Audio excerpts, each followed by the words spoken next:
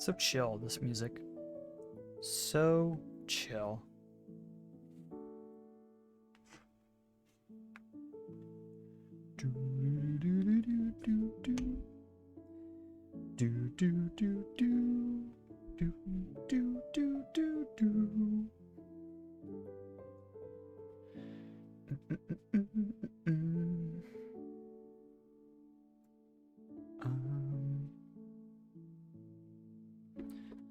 Oh, I might have to close this and reopen it. Let's see.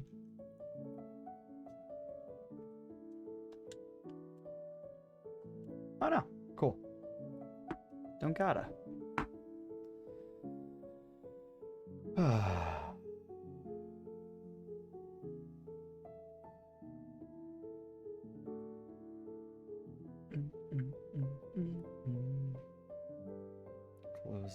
Close that. Got so many apps open. What you watching, bud? Oh, I'm glad you asked. This is James's new video. His name is Jacefio on YouTube. I just wanted to give him a bit of a shout out. He's struggling here in Cuphead. Don't worry, he gets better. I promise. I just wanted to show his video. Just came out today, like not even like an hour ago. Just wanted to show some support. If you wanted, you can go ahead and head over. His name is Jacefio. Just give him like a like. Maybe just play his video in the background or something, just so he can get some watch time. Maybe help his video out. I'm gonna go ahead and like it myself. Just shilling for a pal, basically. That's what we do mostly on this stream is shill. So we gotta make sure we're watching out for our own, you know. Because if we don't watch out for them, who's gonna watch out for us? You know what I mean? I hear that's a hard game. It is a hard game. This is the DLC. I don't know when this came out. I heard it's really good by one person. I've only ever heard one opinion on it because I don't know anything about this DLC. But I hear it's good. So there's that. There's that. This 21-minute video. I went ahead and watched through it before the stream. Just give him a little bit of support. But yeah, I'll go ahead and close this, get to the analyze screen. Actually, let's just get to the game stream, huh? I'm in a rough spot, man. As you know, we ended the last stream on a loss. That hurts. You know? That fucking hurts. What I'm hoping this time around is Pikachu doesn't die immediately. That's the hope. That's the hope. You were dying, man. I was dying. I was dying hard. Pikachu got wiped on the very first trainer, the very first Pokemon. And then we almost squeezed it out. We almost got through it. I remember Umberson in the chat, he was like, I would just reset after Pikachu died. And I was like, nah, we gotta go. And I almost did it. I should have just reset though. I mean, obviously hindsight's 2020, right? If I had known I was gonna die, I would have just reset anyway. It's the same result. But how's your day been, man? How's your last couple of days been? We're gonna go ahead and do a bit of a slow start here. I've got the game muted, just playing some background music while we just kind of chillax before we start going back into the game. Look at our party. If you don't remember, we got Pilkin. We got Pilkin, or Pikachu, who died immediately last time. We got Bacula, classic. Drive Guy, Puchita. How come, Haunter? The plan last time was, because Pikachu died, we got these two ghost types, right? Because the ace for the gym is a Slowbro, which is part psychic. So you would think a couple of good ghost types would be good. The problem is their only ghost type moves are Nightshade, which just does level damage. It doesn't, there's no super effectiveness. There's nothing like that. It's just a set amount of damage. So that kind of sucks. Same with Haunter here. Even worse with Haunter, because Haunter's point poison type. So it's psychic super effective against him. So it's not great. They've been alright. Just got done eating some food. Hell yes. And I got some pizza, dude. I got some Little Caesars that I got on Monday. Been scarfing that down. Now I'm chilling. So I gotta go play some Magic the Gathering. What? You're playing some Magic the Gathering? Where are you going to play that? You about the stupid tournament? Is that what I'm hearing?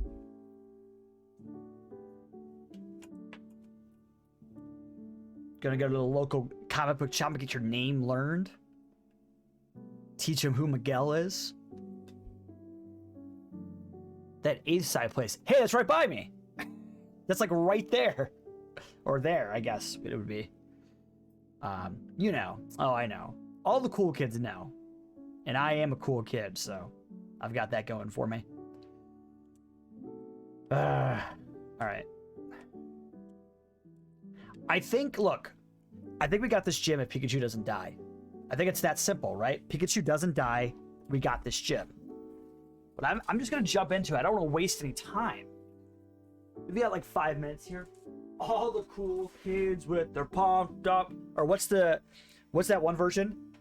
How does he sound? He's like, all the cool kids with the pumped up kick. They're gonna run faster than my bullets. Do you think it's annoying that song goes, better run, faster than my bullets, instead of faster than my gun? Do you think that's kind of weird? I feel like gun rhymes with run, right? So I feel like it should be, you know? But maybe that's just me. Maybe that's just me. I don't know. All right. I'm gonna go ahead and pause the music here and unmute the game. Let's go for something a little more chill. I'm gonna turn off the melody. We're just gonna go for the beats.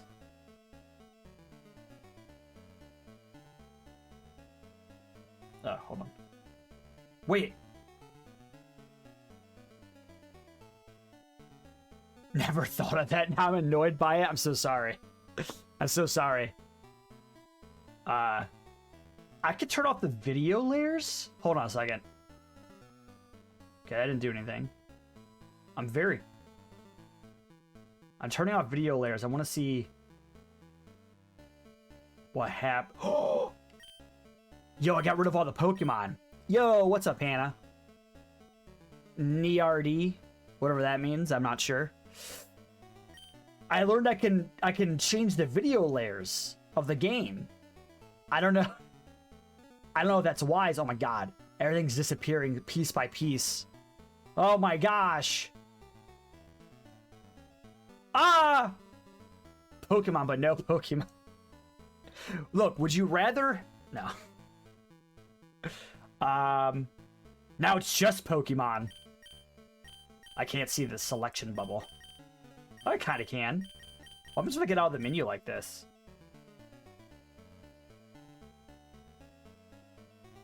Doesn't look right. I'll say that. Doesn't look right. Object window? I'll just slowly turn on the layers to see what comes on. Window 0. Oh, it's me! In a void! Pokemon, but only Pokemon, no game. This is interesting. Oh my god! Yo, this is hideous. Why is the gym the only thing that has grass behind it? Background 0? Okay, that gets the menu back up. Background 2? Oh, the gym's mostly there? What is this? Why are these like this? Interesting. Alright. Alright.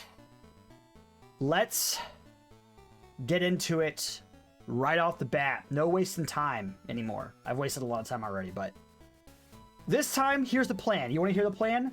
Pikachu doesn't die in the first Pokemon. I didn't think about that last time, but this time, I'm prepared. Actually, before we do that, you guys ever think about blind Pokemon playthrough? Ooh, that could be interesting. You guys ever think about the phrase, no thank you? People just say, no thanks, you know? But I feel like that kind of fucks it up. Shouldn't it be no thanks? It should be no thanks. But people say no thanks. Because, like, you're saying you're declining, but you're supposed to also be thanking them for offering, right? So you say, no, thanks. But if you say, no, thanks, it's like telling them that you don't even appreciate it. Like, excuse me, first of all, no. And second of all, I don't appreciate you even offering. You know? Like, no thanks for you. No thanks for you.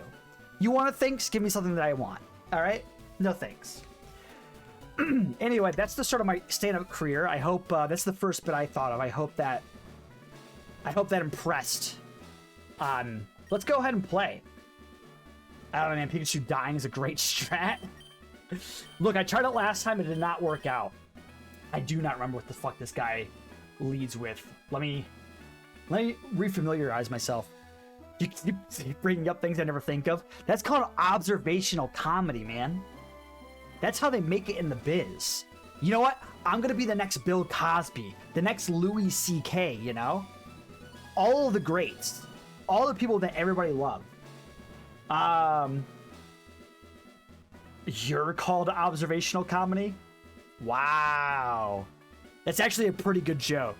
Because you're saying that, like, just looking at me is funny? That's pretty good. That's pretty good.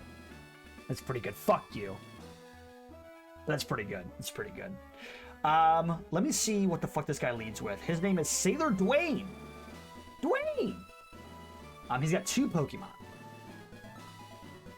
I forgot what he has, though.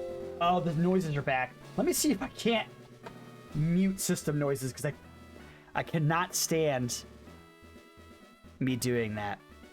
Though there were several clips of me doing that yesterday. I saw it looked like James was having some struggles clipping things on Twitch. Volume mixer. I'm just gonna mute system sounds. There we go. Get out of here, system sounds.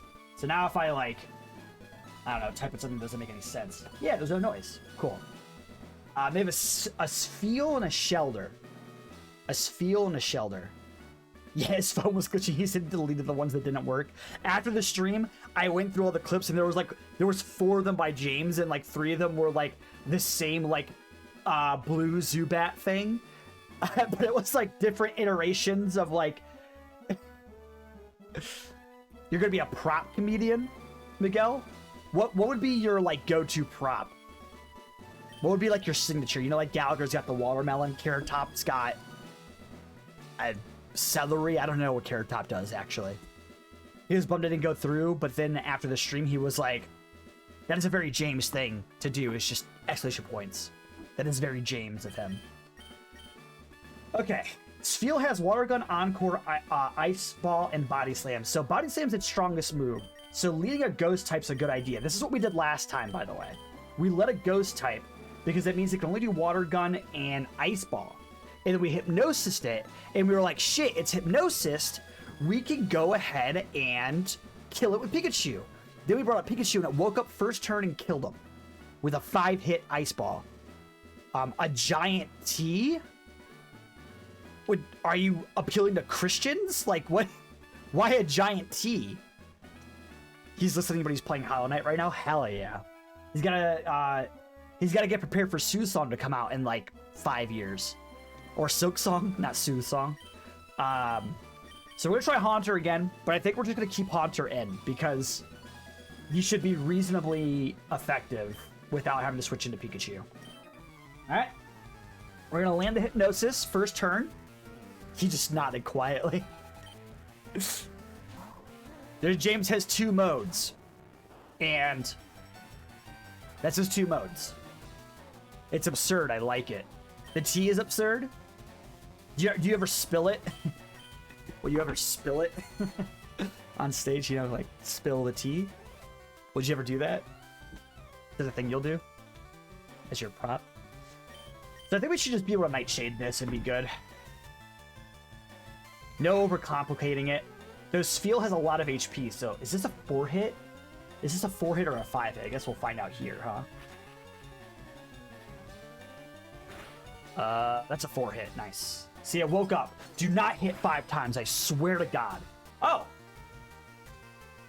Oh, I'm sorry. It wasn't Spheal's Ice Ball. It was Shelter's Icicle Spear. That's what it was. Oh, 2 Hypnosises in a row. Haunter busted. It's one of the bits. Don't use it. Okay, I'm sorry. I won't take your bit. I'm sorry. That's my fault. I don't want to be like a Carlos Mencia, you know? Or an Amy Schumer.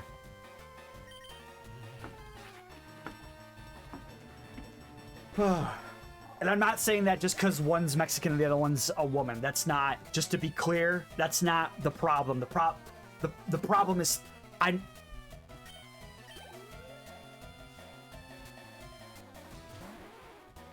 okay. Oh, 3 hypnosis in a row! Haunter! OP, dude!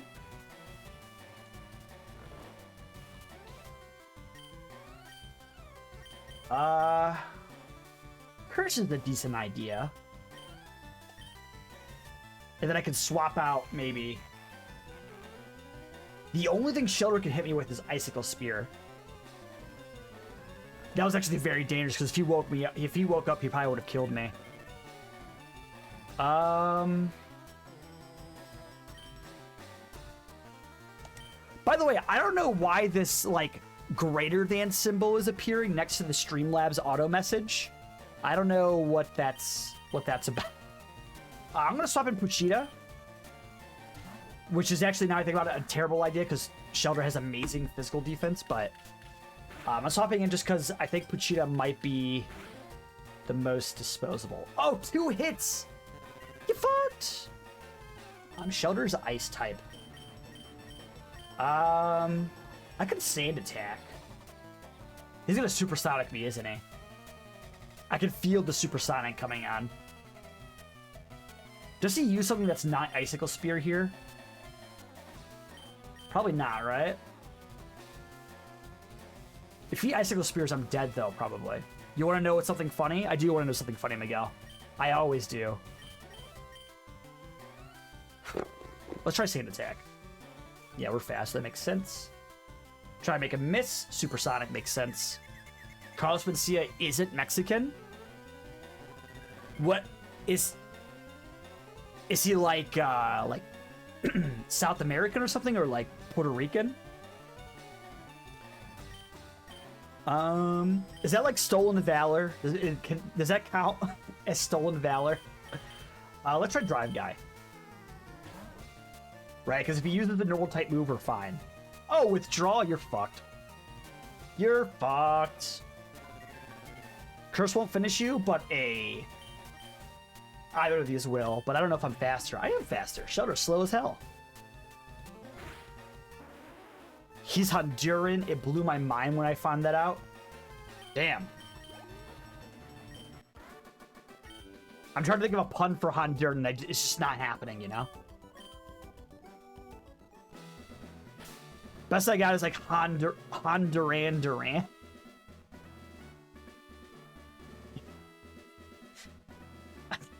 Is that a thing? Is that good? I don't know. I don't think it is. It's just me saying Duran twice.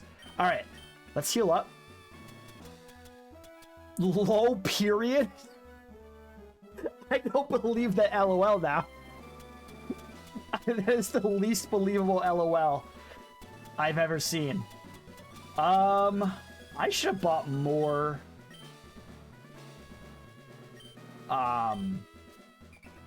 Potions, huh? I only brought 5. That might have been a mistake. I hope I don't lose because of fucking potions, man. That would hurt. Let me think about this. Do I need to heal Uchida? Who's my next challenger here? It's either the gentleman or bald guy. I don't know what class that guy is. Engineer. Why is he not wearing like a helmet or something? Safety first, guys. Engineer Bailey. Engineer Bailey. A seal and a Krabby. Headbutt, Icy Wind, Roar Beam, Bubble, Vice Grip, Harden. Haunter's still kind of the play here, I think.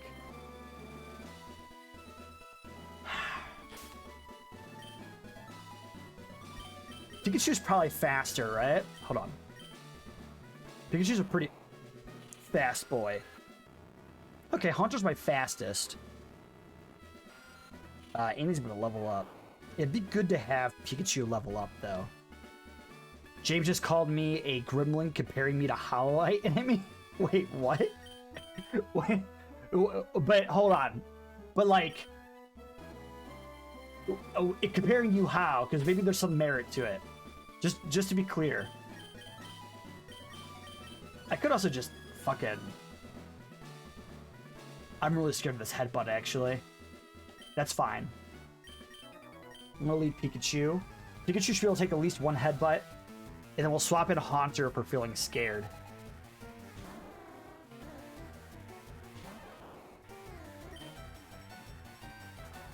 Why was Pikachu... Oh, because he's super happy with me, right?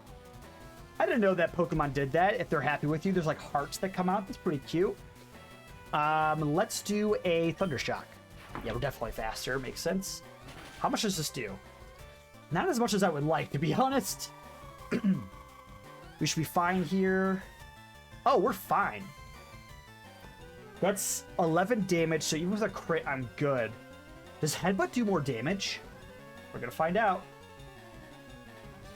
We're gonna find out.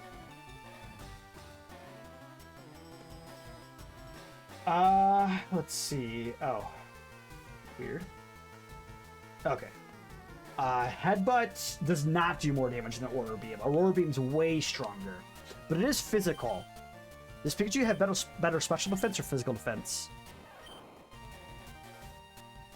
You got a good Donald Duck impression? Hard no. No, wait, hold on.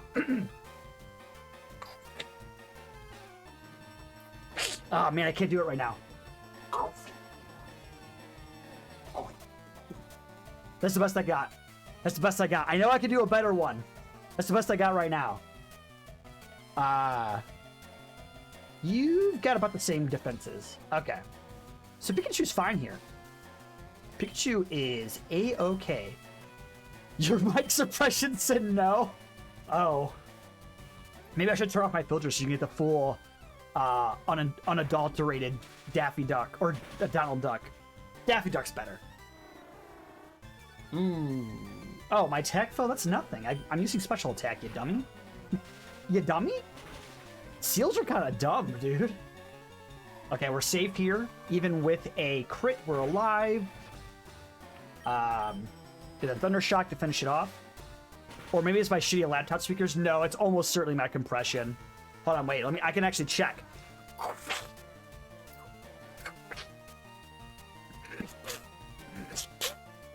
It's kind of coming through. I don't know. Some noise is going through. I don't know if the actual sound of Donald Duck is going through. I'm scared of the Krabby, so we're gonna swap to Haunter. These are my two aces, basically.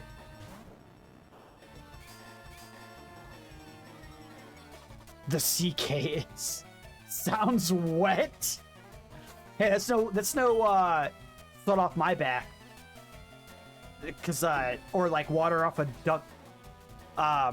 I'm a duck, so no water. The water comes right off my back. Damn! 4 hypnosises in a row? I can't wait for this fucking luck to go away when I get to Lieutenant Surf. Do I curse here? That's probably unnecessary, right? I don't think Krabby has a lot of HP. Krabby has like no HP, so Nightshade's probably way better.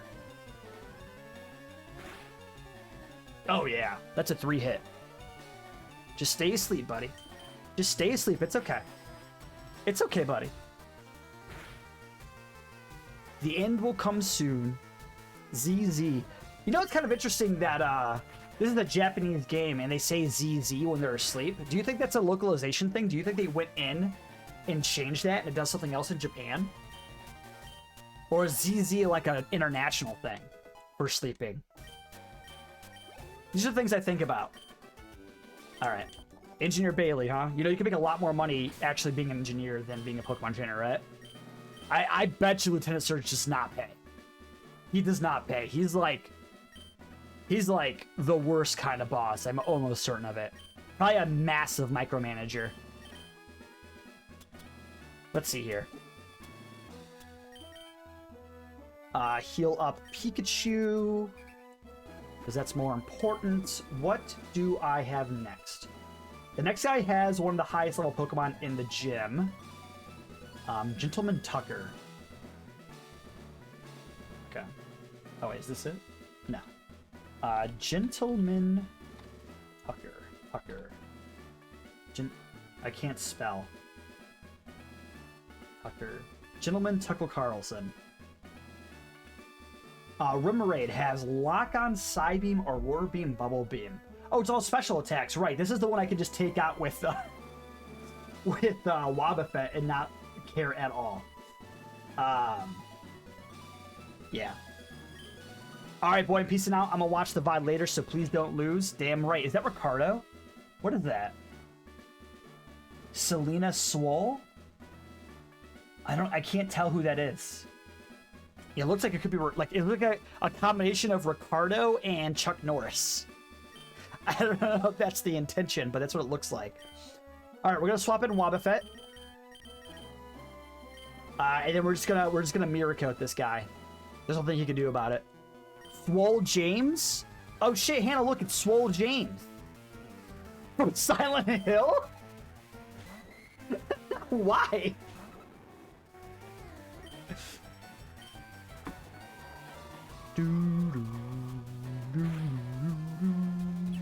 They did a whole 16 damage.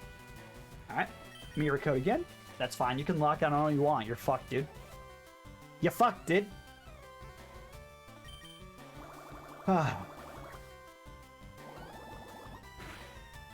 Ew! That was scary. Easy.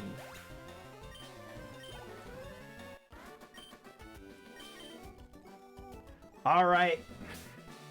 Let's heal up. Super potion. We're gonna need 2 for Wobbuffet here. Oh, it's beefy. Beefy. And then we're gonna go ahead and grab our Luchita, heal them up. And then we've got Lieutenant Surf. Okay. So the first Pokemon has a water type move and electric type move, which actually makes Pikachu pretty good against them. They do have return, but we learned last time that Love just fucking hates Lieutenant Surge. So Pikachu is kind of the play for the but even though he resists, that does make it rough later on, since I want to use Pikachu against the other Pokemon that are in the gym, or against Lieutenant Surf here, right? So who else could I use here? Maybe Bacula? No, not really. Is Bug super effective against Dark? No, right? Maybe? Boy, I always forget this shit. Type effectiveness. Just as a note, yes, says James. I trust James.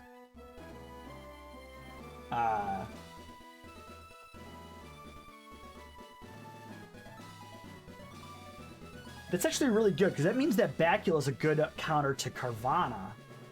Because Carvanha is part dark. That is cool. Cool. Yeah, as a note, just so there's no confusion for anybody, part of the randomizer was also to update the type effectiveness chart to the most modern iteration. So if that's how it is in Gen 8, then that's how it is here.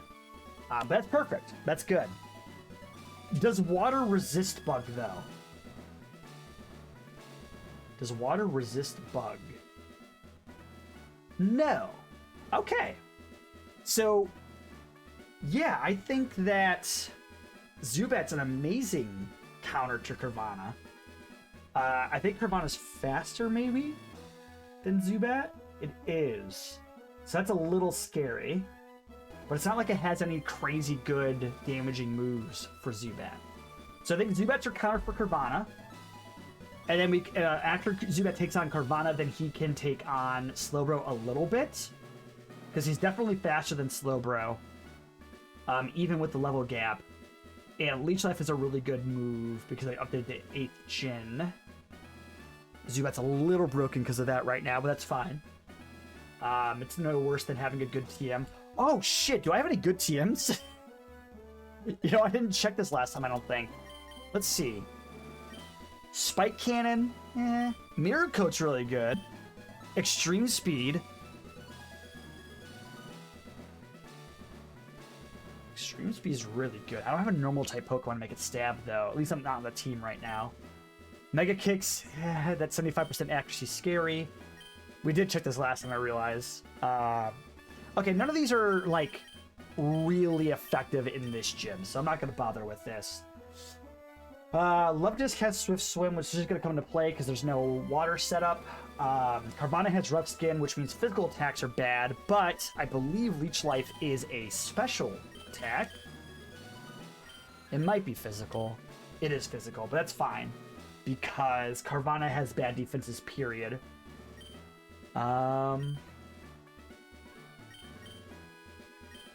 Boy, it'd be crazy if Bacula had a fucking stab move, huh? The Slowbro is almost certainly slower than the Zubat. Well, maybe not. You know, I said that he's faster even with the level gap, but it is a big level gap. Who do I lead here is the question. Part of me's maybe Pochita, just to like... Well, Pochita's good against Slowbro as well, because it has a dark type. So I want to leave everybody who's good against or against Slowbro. Actually, my whole team's actually pretty decent against Slowbro. Do I lead Wobbuffet? No, right? Wobbuffet's a great counter. Maybe we just lead Shuppet. Right? Because I'm more attached to Haunter than I am to Shuppet as a counter, because Shuppet also has a really good physical, super effective move. And his attack's pretty good. Yo, this is hard. I could lead Haunter Hypnosis and then swap to Pikachu. I could do that. But then we're scared of Hypnosis misses, right? That's okay. Okay. This is what we're at. No trash. Well, actually, the real test of this gym is right here. Okay. Alright, let's try that trash can again. No. Ah, boy, what a good puzzle, right? Oh my fucking god. If you don't know, the second trash can is always adjacent to the first trash can. Which is why I immediately check the other trash can. This is obnoxious. I hate this. It could be the last trash can. It might just be the last. There it is. I hate it. I hate. How's your last couple of days been, Hannah and James? You guys good? Might as well take some time to catch up here. You guys probably missed it, but I did have James's video open at the start of the stream. Tried to coax Miguel to go over and give some attention to it. Not bad. Joe and Annie are about to come over. Oh, sweet. That's fun. What are you guys gonna do? Oh, fucking god. Why is this a puzzle, dude? Please. Remember when I got this first try last time? Those were the days. The good old days. 2 days ago. You know what this means? This just means that I'm gonna sweep Surf. Lieutenant Surf. Okay. We're leading Haunter, we're going Hypnosis. Let's go. Let's go, let's go, let's go, let's go, let's go. They got a new game they want to figure out and order some food? Ooh. What game? A video game or a board game? Ow! Oh, that did a lot of damage. Okay. Good, good, good. Luvdisc has, like, Decent special defense. Damn, it did that much damage with that much special attack? Oh my, oh no, it uses the attack as a crab hammer. Please don't one turn wake up. Board game, but I don't remember the title. It's by the Unstable Unicorn Peeps. I don't know who the Unstable Unicorn Peeps are. Don't wake up, don't wake up, don't wake up. It woke up. Metal sound, I can live with that. I can live with metal sound.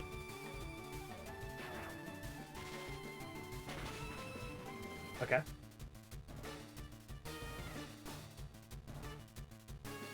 The only special attack it has is Shockwave, which I resist already, right? So I think I'm fine. We should be good. No! All right. I got paralysis, though. I'm fine with that. Okay, I can't put him to sleep because he's paralyzed now. Shit. Do I maybe do Wobbuffet? What did he use last? He used Crab Hammer. If I go in Wobbuffet and I use Encore, it's going to use Crab Hammer again. Which means it's a physical attack, which means I can counter it. Okay. Yep.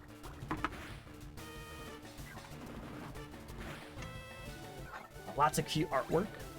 It's a pretty popular card game. Unstable Unicorn.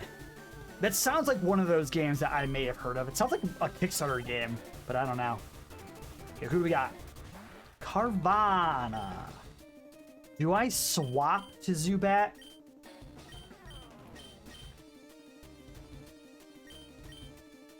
What does Carvana have? It has Bite and Rage. Those are both physical moves. So I could counter. The thing is that Bite might kill me. Because it's super effective stab. It'll probably go for Bite, right? And I'm dead to it. Do I keep Wobbuffet against... I think I keep Wobbuffet for Slowbro, right? Because it's resistant to both of his offensive moves. With Extra Sentry and Cross Chop. The problem is that... even with that... I'd have to guess correctly. Shit. Wobbuffet's slow as hell as well, so... the Slowbro is definitely faster, which means I'd have to guess correctly. This is scary. I think we swapped to Zubat. Zubat doesn't resist Bite, I don't think. But I don't think Bite will do enough damage to kill me, unless maybe it crits? What's Zubat's physical defense? Not great.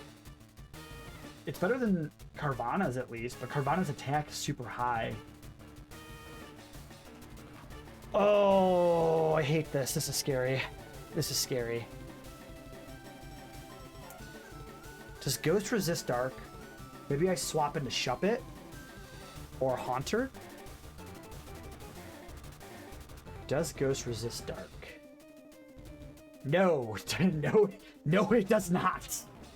No, it does not. It is super effective against Dark, or against Ghost. Who is my least valuable person against Slowbro here? And does Wobbuffet just die to a Psychic or a Cross Chop anyway? No, because it's resistant. It shouldn't, right? I hate this. I hate this. What item did I give Bacula?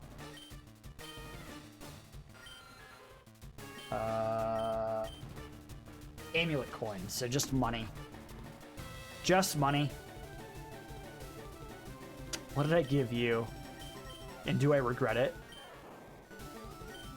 I do regret it. That'd have been great. Well, actually, I think you're the only special attacker I have, so that's fine. Oh, do I just sack Wobbuffet here? Because Pochita is not affected by Access Entry at all, but Cross Chop's super effective anyway. Going AFK, have fun. Have fun going AFK. This is scary. Tell Joe and Annie I said hi. Fuck. Okay.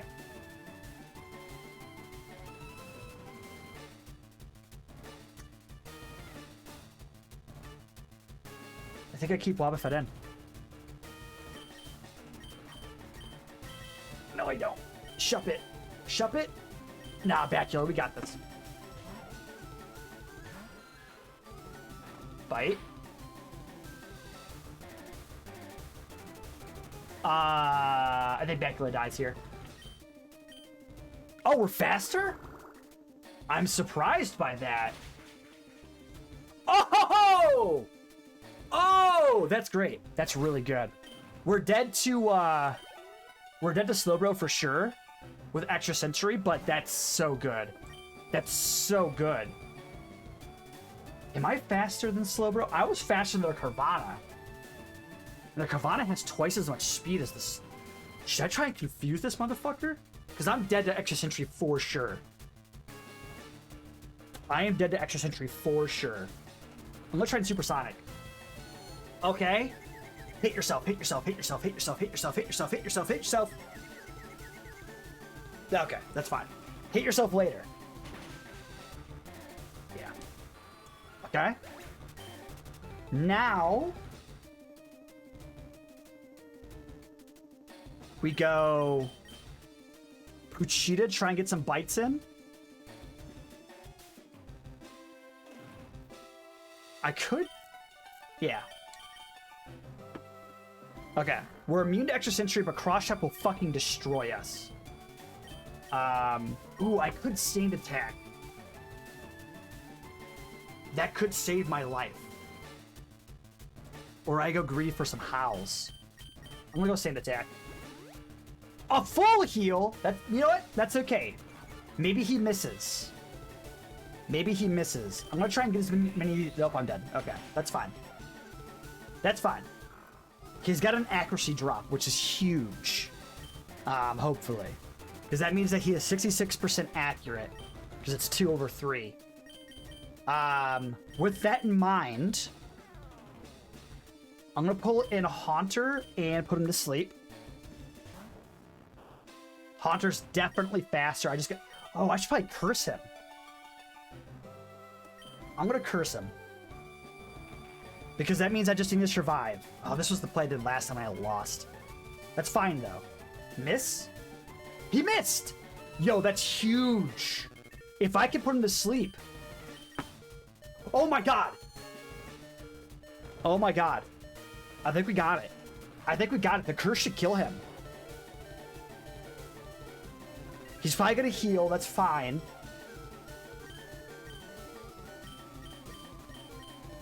I think I'm gonna swap Haunter out, because then later I can swap him in to fuck up the Slowbro with another hypnosis. Hopefully.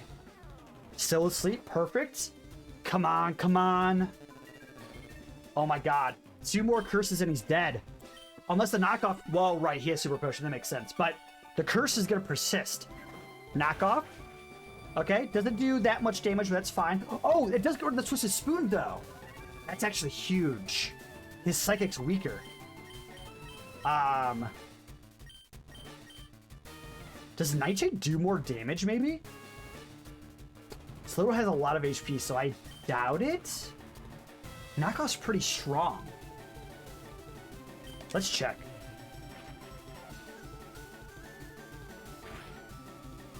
It's about the same. It's about the same. That's okay, we resist. We still died? Oh, we don't resist. Oh, I thought Ghost resisted. Okay. We pull on Haunter again. We try to put him back to sleep. He's gonna get the curse damage this turn.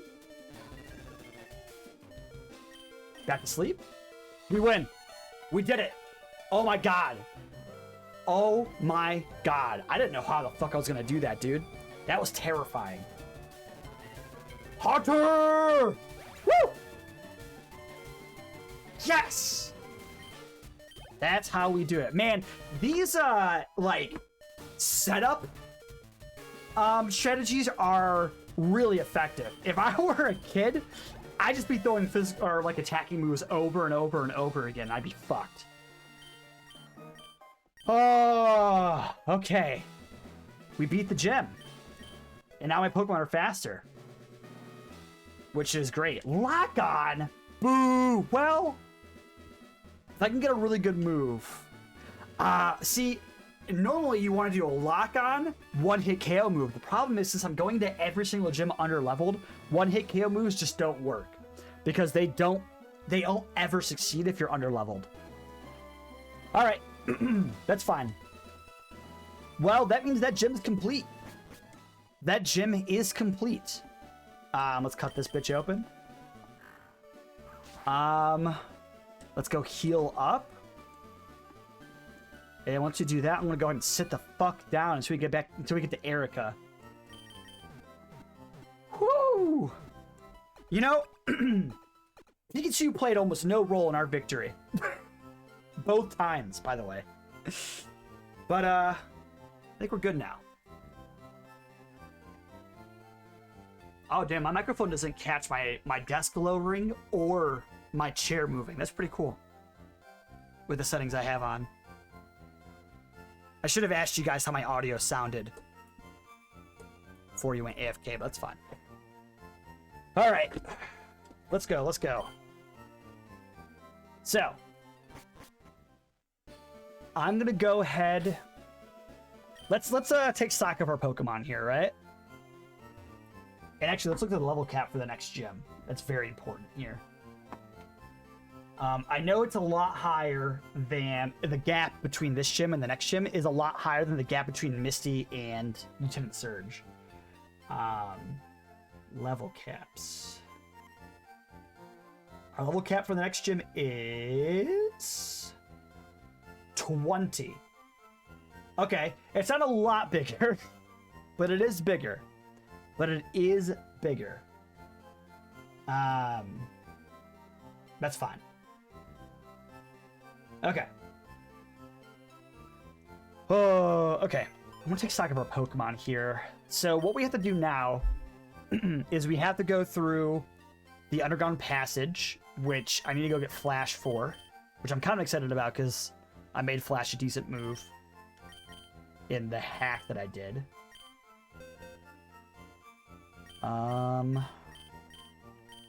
Yeah, we've got some pretty decent mons here. I didn't bring Aron or Diglett or Sandshrew because they all would have gotten destroyed. That Click Claw probably would have been nice. Though we outspend those things anyway. Alright. We're going to pull you out. We're going to replace... Who do I replace here?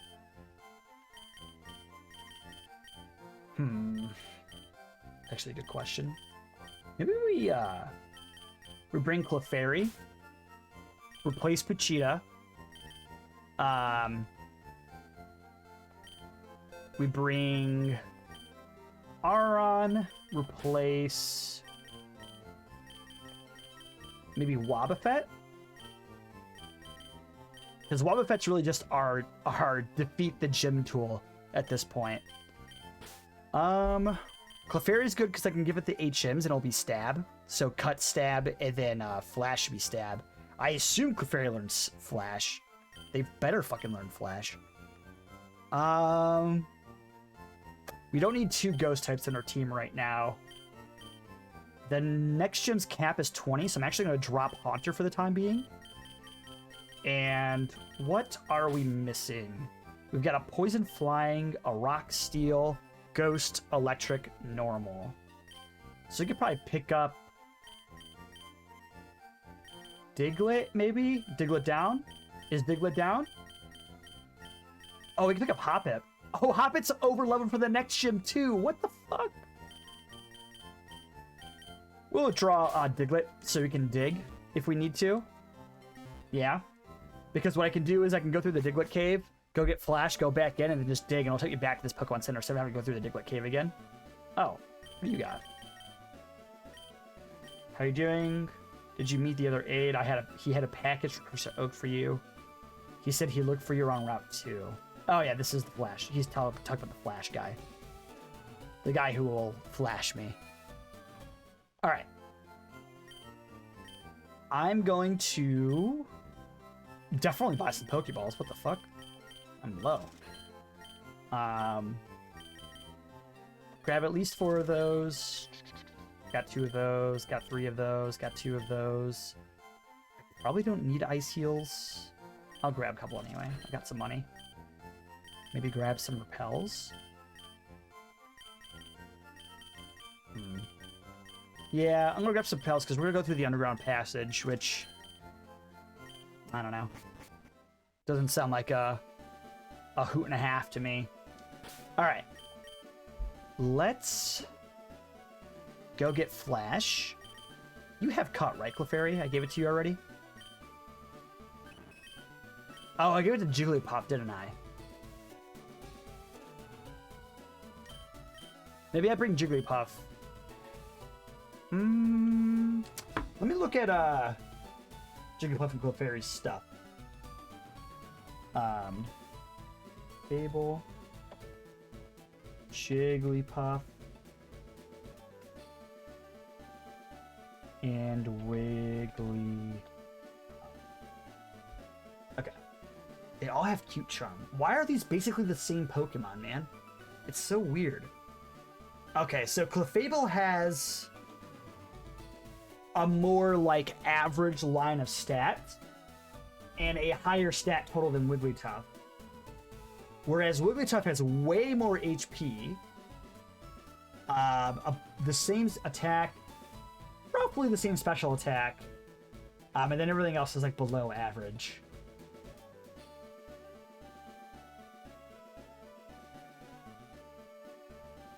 I know Clefable can be really good. Maybe I bring Jigglypuff, because Jigglypuff already has cut. I get Flash.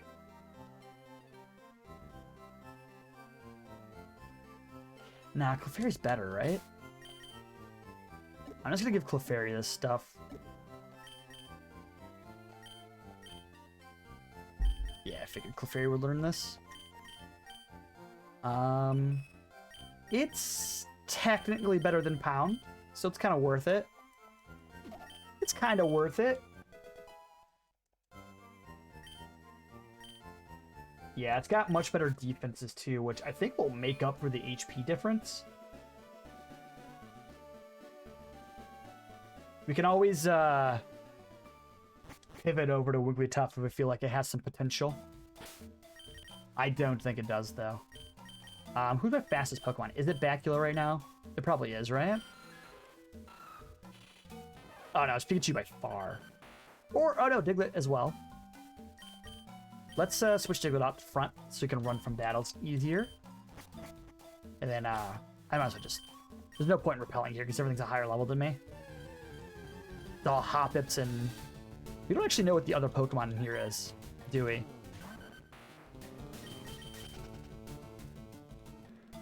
Watch it be something just fucking badass.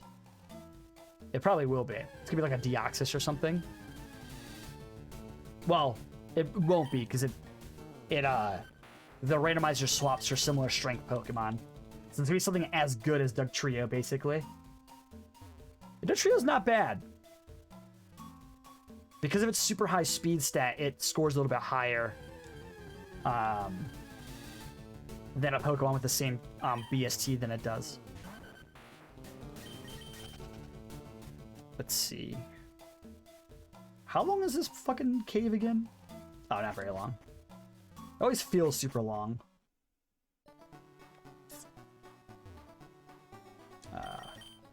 Cut. Go, Clefairy. You, give me Flash.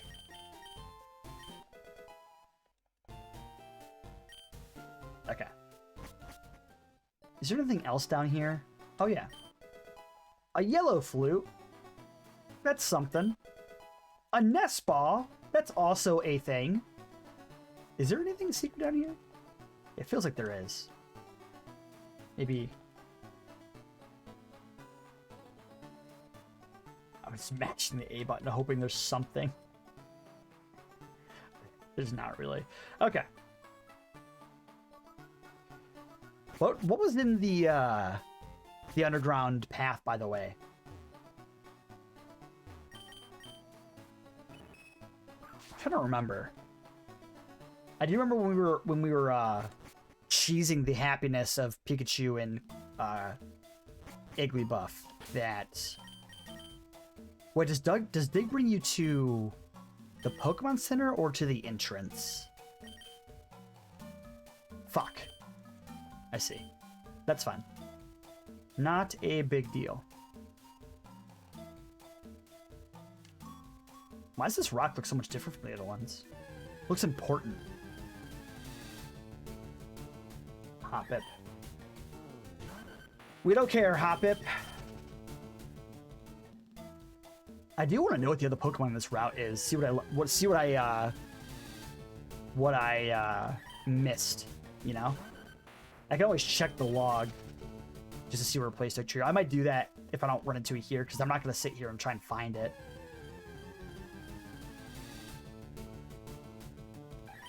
I get it. You're a Hoppip.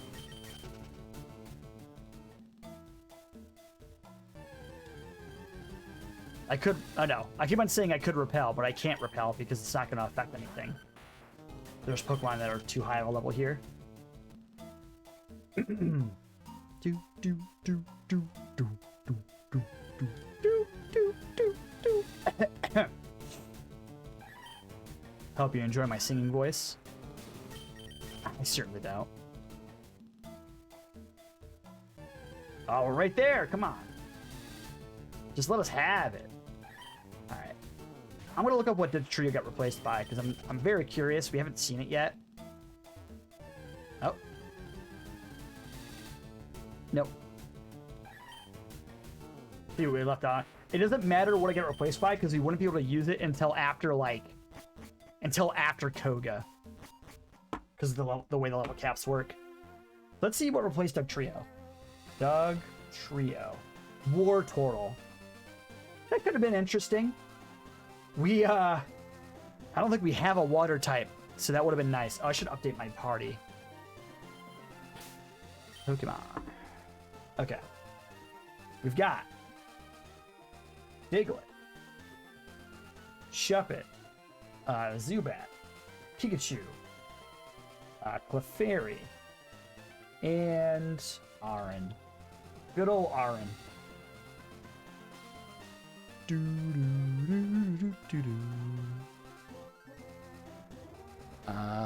So for Cheetah, replaced with Diglett, who is 50. I need to find a way to automate this or make it easier. I could probably go through and like, I don't know. There's gotta be a way to automate this that I'm not thinking of. Diglett down. And Haunter got replaced with Pikachu, who's... Oh, no, not Pikachu. Clefairy, who's 35. If you ever need to know what Clefairy is, just think of it as Pikachu plus 10. It's 35. Soggy. Then we've got Wildlife that were replaced by our pal Aron, who is 304.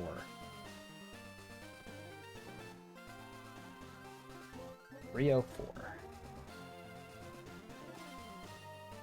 Boop. Okay, that didn't work. How annoying. Oh, can I just do this? 304. Open. Oh, that's faster. Okay. I can start doing that later. Not plant. All right. Let's go. I'm gonna go ahead and grab this item real quick just for the hell of it. An Ice Heal. What a super, super helpful item right now. I'm not gonna worry about going over that route right now. Because again, I'm not gonna try and I'm not sitting here trying to fight every trainer I possibly can. And there are some hidden items there, but I'll come back for them. I'll come back for them and the other items that are there. This is where we got Clefairy last time? It is, right? Because we figured out that I need to fish here because all the other encounters were taken. Alright. Really? Wow, that's unlucky. Again. No items. That's wild. Okay.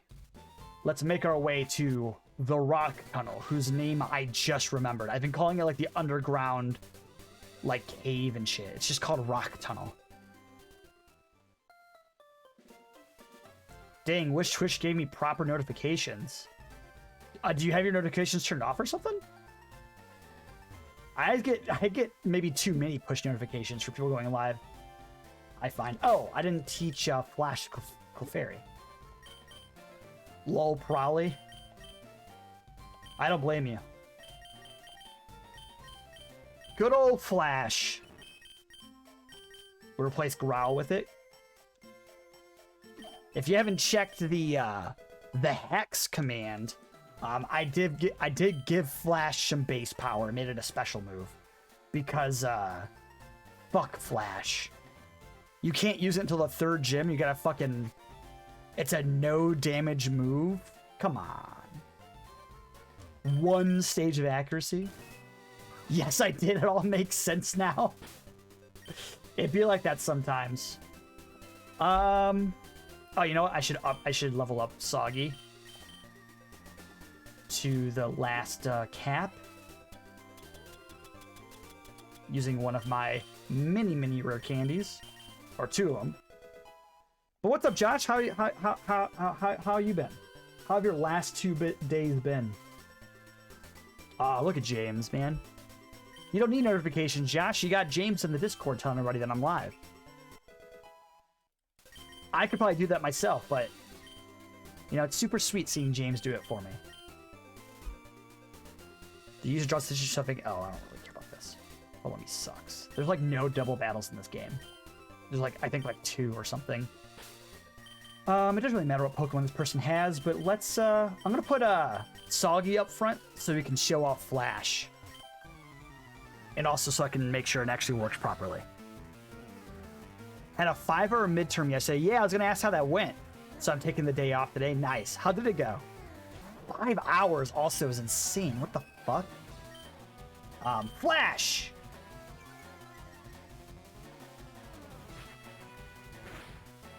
Oh, it's so cool. Look, and the accuracy drop. Oh, mwah. I love it. I love it. Ooh, you dropped my defense and increased your attack. It's gonna suck when you miss your attack, though. Why would you increase your attack and then use Ember?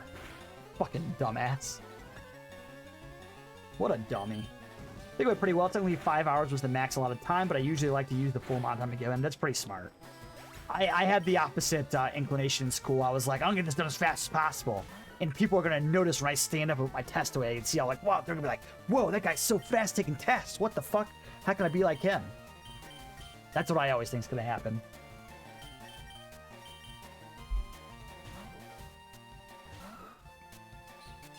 Ooh, payday. We're getting some extra money here. Coins scattered everywhere. We'll just Metal Claw. Should probably make Metal Claw his primary attack. Oh, you're switching out. Interesting. Ooh, I don't like that. I don't like that. Haha, you got crit, dummy. Oh, I got the attack raise. Maybe I do stay in. Maybe I do, Why would you sit in Squirtle then use Bite? Mine was an online open note exam, so I used the extra time to try and double check all my answers, basically. That's very smart. Especially if you take it in online, it's pretty easy to just go back and check things. Because I feel like if you're doing it on paper and you're like flipping through all the fucking pages trying to find all your mistakes and stuff, it becomes a hassle. Let's go, Pilk. Ooh, bubble. Oh, electric doesn't resist water? I always thought it did. Huh. Professors getting smart now, though, and they make open note exams extra tough, which is fair, I guess. Yeah, I mean, honestly, that should be the way it is. Like, I think all tests should be open note, But I think they should be harder because of that. Because, like, in real life, let's say that you're, like... I mean, I know you're not going into, like... You're going into pharmacy and not, like, practice medicine, but, like... If you're trying to diagnose somebody, you don't just try and find the fucking answer in your head, right? You have to... Like, looking things up is important, and it's a skill that you use in every single job. There's no job where looking things up does not help you. Besides maybe, like, a retail job, I guess. But even then... Like, looking up, like, competitive prices and stuff can be very helpful. Google is your friend. And the resources that you have to fucking pay for should be used for things other than, like, homework. Ooh, flamethrower. Man, if I had a fire-type Pokemon, that'd be great. I don't know what Pokemon this guy has, but I'm gonna go ahead and just use... I'm gonna take Pikachu's Deep Sea Scale and actually give it to... oh, sorry, Deep Sea Tooth. And give it to Clefairy. Make Flash even stronger.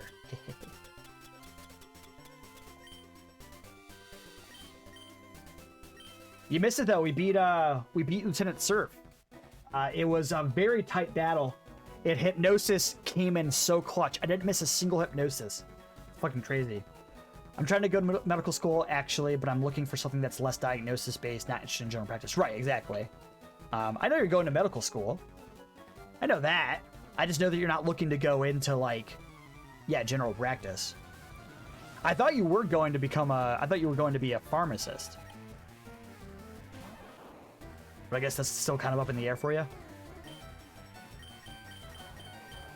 Oh, yeah, I can make them go to sleep, too. Oh, no, not a quick attack. Okay, we're good.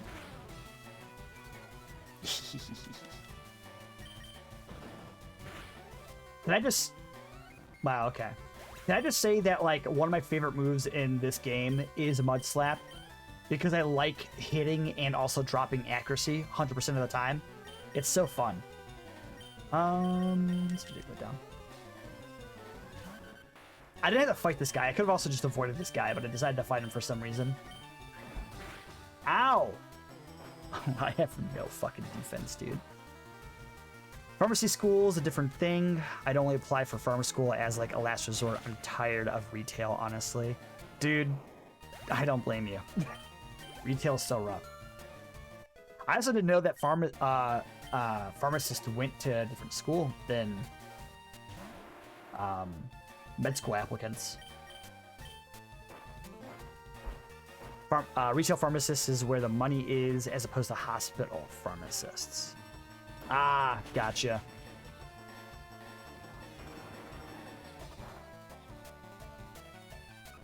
I think I could tolerate retail if I got paid enough. If I got paid like 6 figures, I'd probably do like generic retail. I probably want to be like a fucking car dealer. That's the worst.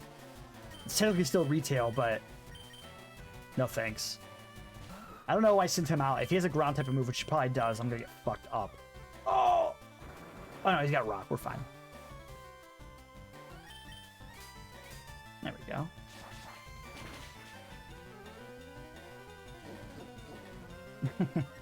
Defense curl? You're a fool. Do you think a headbutt kills? We're gonna find out. Yep. Nice. Take that, Jeremy. Stupid ass name. Oh, I did have to face this guy because it was the only way out. No way in. No way out. Okay, let's lead Bacula. We haven't led Bacula in a second. Also, Amulet Coin's a thing. You get more money that way. I probably could have dodged this guy, but I'm lazy. You should just face him, I guess. We got 2 Pokemons. Easy. Easy. Get confused. Uh-oh. Don't. Okay, we're good. Yeah, get confused.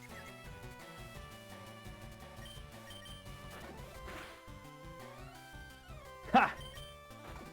Keep doing that. Wait. We have a speed tie? Interesting. Interesting. What's your opinion on Farfetch'd, Josh? You a Farfetch'd fan or a Farfetch'd hater? I know a lot of Farfetch'd haters. You have knockoff? Oh my god. You son of a bitch. Yeah, you little trickster. I should have sent out Pikachu. I don't know what I'm doing. Just gotta Thunder Shock him. People be hating Farfetch'd, man. Look at him. Maybe it's because of the unibrow. People aren't a big fan of unibrows, I guess. Don't know. Larvitar. Let's go ahead and Thunder Wave you. No! Oh, you're ground type? Oh, right. You don't become dark type until later. Well, shit. Double team. You can't hit me now.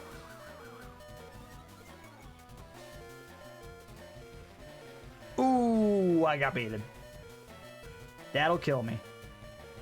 That's a death. For sure.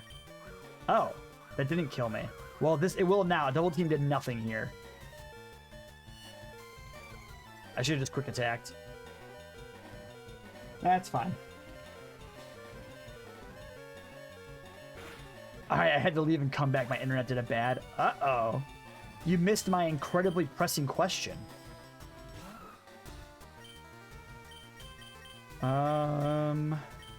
Yo, Larvitar, hell yeah, dude. It's a trainer's Pokemon, but I'd probably catch otherwise. The question was, how do you feel about Farfetch'd? Are you a Farfetch'd fan or a Farfetch'd hater? Steal it? Yo, this is Pokemon Coliseum. And it was a Shadow Pokemon. And I had a Shadow Ball. And I totally would. Oh, there's another fight. Oh, I sold that Secret Ash, shouldn't I? That's fine. The worst that happens is that I lose and I just go back. Let me go ahead and give the Amulet Coin to Aaron. I think pretty neutral on Farfetch'd. Surfetch'd is cool though, I think. Or you guess. Yeah, that is its name. The evolved form is like it's a flying fighting type. It is cool. I was always a fan of Farfetch'd as a kid. I thought he was underrated, like Dunsparce. Oh, Quick Claw? That's fine. I'm sure Aaron can solo this person.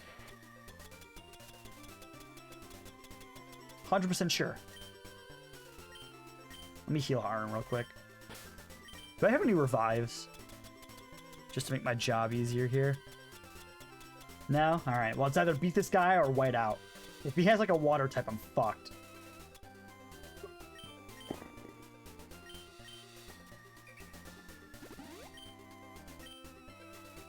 I do think that Surfetch is an awesome evolution. How do you feel about revamping early gen Pokemon like Surfetching? I love it. I know people are tired of Galarian forms, especially for like Kanto Pokemon, or not Galarian forms, but new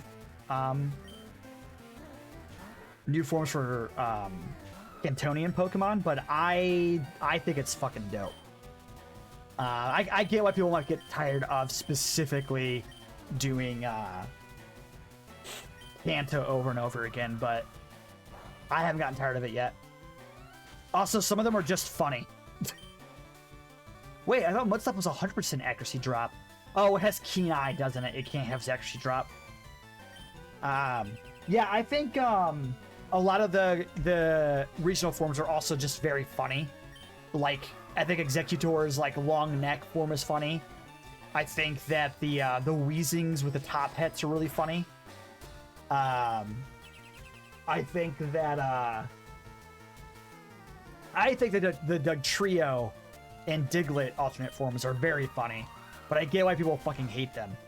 I also don't understand like why they have to be Steel type. But no, I think it's a really good idea, and I think it's a better idea than forcing themselves to make new Pokemon every single time. You know, it's a little bit easier to repurpose an existing Pokemon than it is to create a whole new one.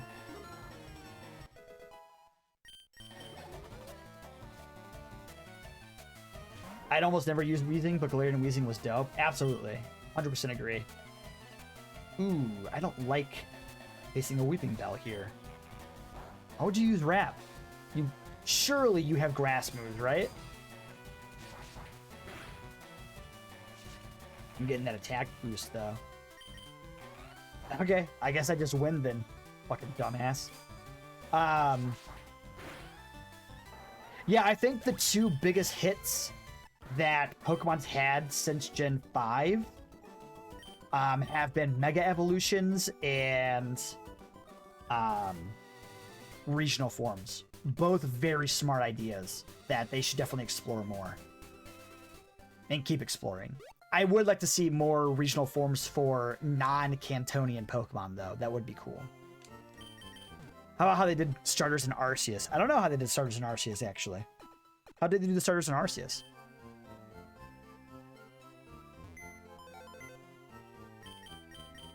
Oh, they do have Hisuian forms, because it's like, one of them is like Decidueye. I don't know the other starters in Arceus, actually. I know one of them is Decidueye, and it is like a regional form. It's old Pokemon starters, but different types. I think that's sick. I also think, yeah, they definitely should do more our different special effective triangles. Ghostfire Typhlosion, right. It was Ghostfire Typhlosion, Dark Water Samurott. I wonder why they chose Typhlosion. I get Samurott and I get Decidueye. Those both have decent, like, feudal Japan vibes. I don't get Typhlosion, though. Maybe the form for Typhlosion was a little bit different. I just don't remember.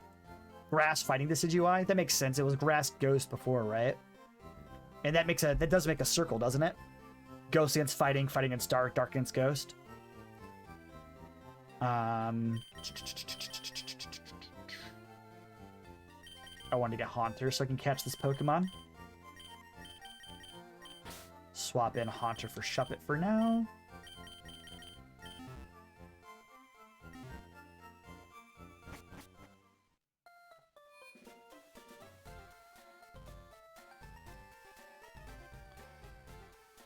I hope they do, I hope they expand more on what they've done with Arceus and Scarlet and Violet.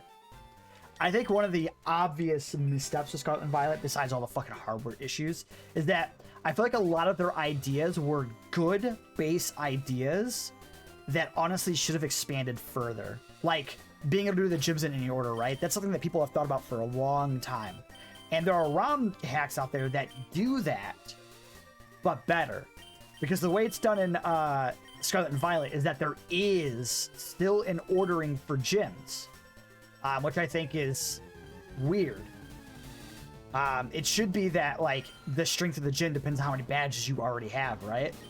You would think, but that's not how it is. Which is especially weird because in the Pokemon manga, with, like, Red and stuff, that is how gyms work. They show that, like, Brock checks how many badges the guy has, Red has, and then chooses his Pokemon based on that. Think they'll ever do a Dragon Dual type starter? That'd be pretty strong, since Dragon's such a strong defensive type. If they did like a Dragon Fairy, I don't know how. Is there a triangle that completes that? I don't think so, right? Nothing is super effective against Fairy that's super affected by Dragon, right? Because I think Dragon is only super affected by Dragon and Ice, but Fairy doesn't resist Ice. Though, I mean, that hasn't stopped them before, right? They did a Fairy starter. I don't see why they wouldn't do a Dragon starter, right? Because wasn't Primarina Fairy? I'm pretty sure, right? Yeah. So I don't see why they wouldn't ever do a Dragon. Unless they just feel like Dragons are only, like, pseudo-legendaries. What I wanted to do here was I wanted to check... what route am I on right now? Isn't there a way to check that? There's not. What route is this again? I always forget. Route 9. Yeah, if they've done Fairy before, I don't see... They've done Fairy and Steel, actually, now that I think about it. So I don't see why they wouldn't ever do Dragon. I just wanted to see what was on this route. If it's just Togepis and Zubats, I doubt it, but... Route 9. Shuppet, Togepi, Zubat. That's it, huh? Okay, I guess we're catching a fucking Togepi then. I already have a Zubat and a Shuppet. Alright, Togepi. Go to sleep. Alright.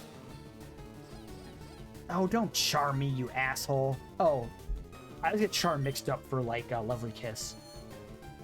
Or whatever it is that makes your Pokemon, like, not attack sometimes.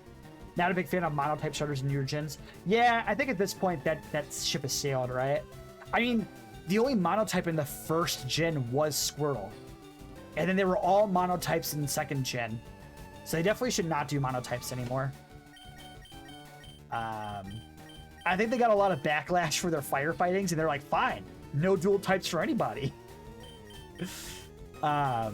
Which is obviously the wrong way to approach that. I could probably just catch this now, but I'm gonna try and get it lower.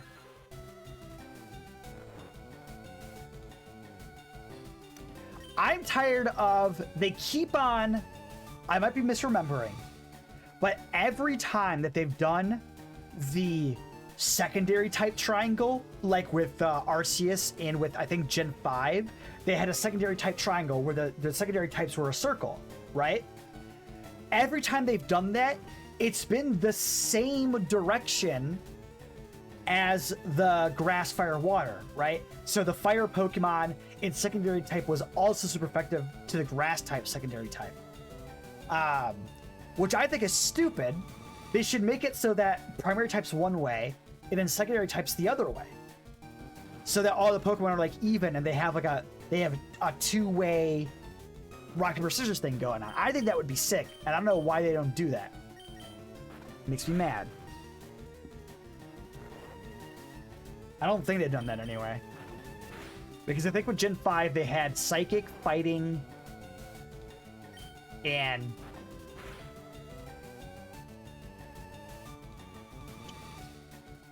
What was the Water type in 5th Gen? No, that wasn't 5th Gen. I'm thinking of 6th Gen. 6th Gen, it was Psychic and Fennekin. But that was Primarina with Fairy. Is Arceus the only one that's done it? I could have sworn another one did it. Oh wait, did Alolan do it? It was Incineroar, which is Dark. Oshawott, which is Ghost. And... was the grass or the water type in that Gen Fighting type? Ghost and Fairy? Wait, was Primarina Gen 5 or Gen 7? I thought Primarina was Gen... No, it's Oshawott I'm thinking of. That's Gen 5. No, Primarina was Gen 6, wasn't it? Because that's when Fairy was introduced. Scarlet's water fighting.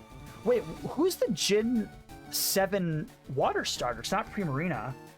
Primarina's 6, right?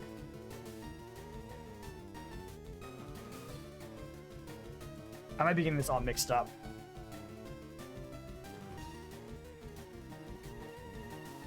Greninja, right. And Greninja is a fighting type? No. Is Greninja Dark as well as Incineroar? Or does Greninja not have a second type? Surely it does, right? He is Dark. Wait, him and Incineroar are both Dark? No way.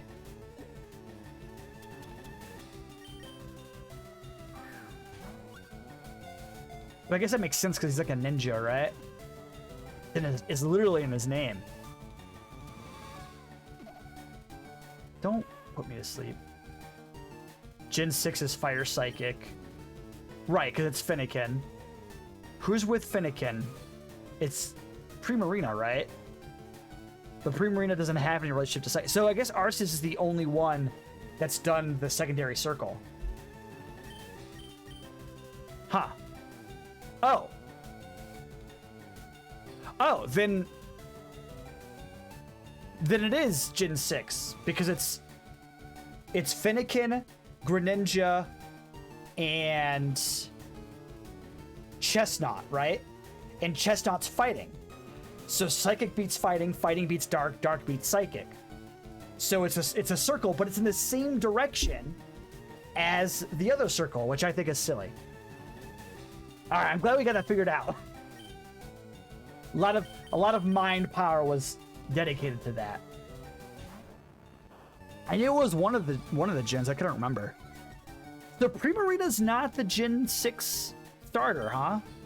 I assumed it was because that's when Fairy was introduced, but I guess not. Huh. The more you know.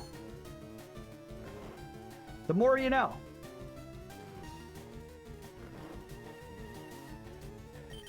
But yeah, that's so both Hisuian Pokemon and what's Gen 6? Is that Kalos? Yeah, that's Kalos. And Kalosi Pokemon.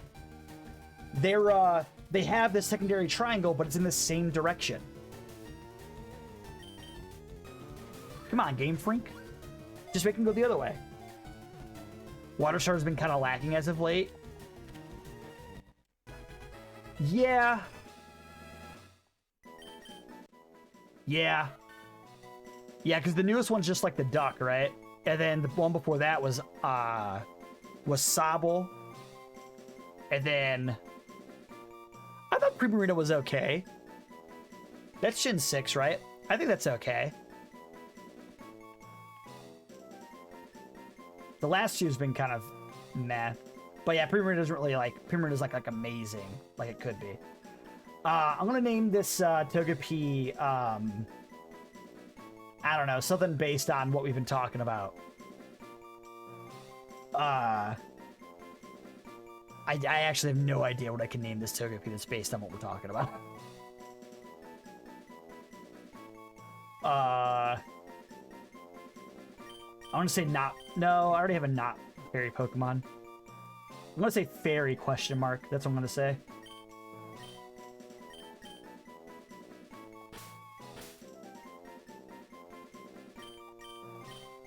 I think the Gen 6 starters were really good, though. Yeah, I agree. Because that's Primarina. Or I keep on thinking it's fucking Primarina. That's... No, it's, Greninja, Finnegan, and Chestnut. I think Chestnut's kind of meh, personally. But that's just that I'm not super into, like, the big tank Pokemon. Or, that's not true. You know what? There hasn't been, like, a... No, I was gonna lie again. I don't know, I just don't like Chestnut. Chestnut's kind of boring to me. We'll lead Bacula. Actually, no, we'll lead Soggy. I lied. I lied again. I'm leading not playing. Anyway. I think that they should, they could even expand the options at the beginning, you know?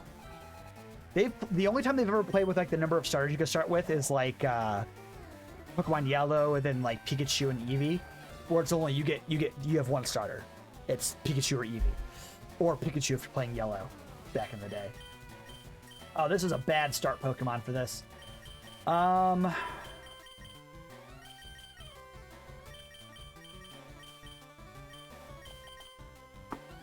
But I feel like they could do stuff like... I've seen ROM hacks where it's like you could choose from like 5 Pokemon. I think that'd be fun. Just give like a very like diverse fun chart at the start. Gonna grab dinner from the kitchen. You enjoy your dinner. Enjoy it like you can't enjoy anything else for the rest of your life. If this was your last dinner, what would you do? That's what I always think before I eat.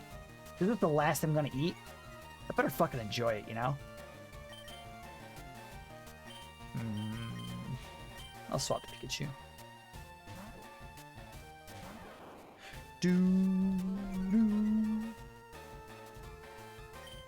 How many, like, mandatory trainers are there on this route? I actually have no idea. I've kind of been just fucking around thinking about these starters the whole time.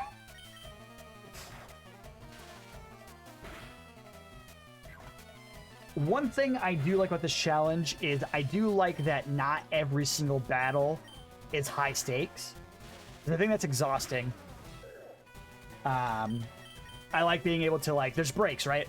There's always, like, I could talk to chat for a bit, and then there's, like, a gym or something serious. And then I could talk to chat for a bit and kind of focus on chat. I like that dichotomy. That, like, tempo.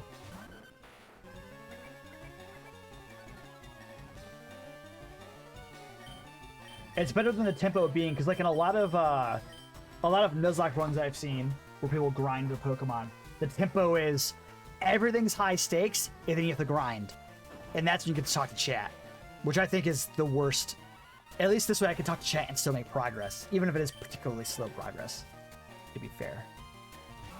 Totodile? I guess we're just going back to Pikachu, huh? Pikachu might die here, actually. It, like, bites or something. Don't resist Water Gun either. Oh, we're fine. I'll Thunder Shock to do it, right? For sure. I don't have this one shot. It's not at all. Thunder Shock's not very strong. Rage. Interesting choice. Way to throw the fight. Way to throw the fight.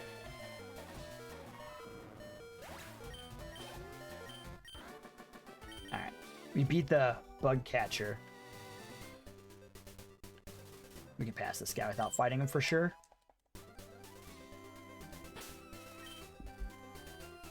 Not playing a sole lead. Okay. We can pass her without fighting her. There is an item down here, though. Ooh, a King's Rock. That's pretty sick. I do like me a King's Rock.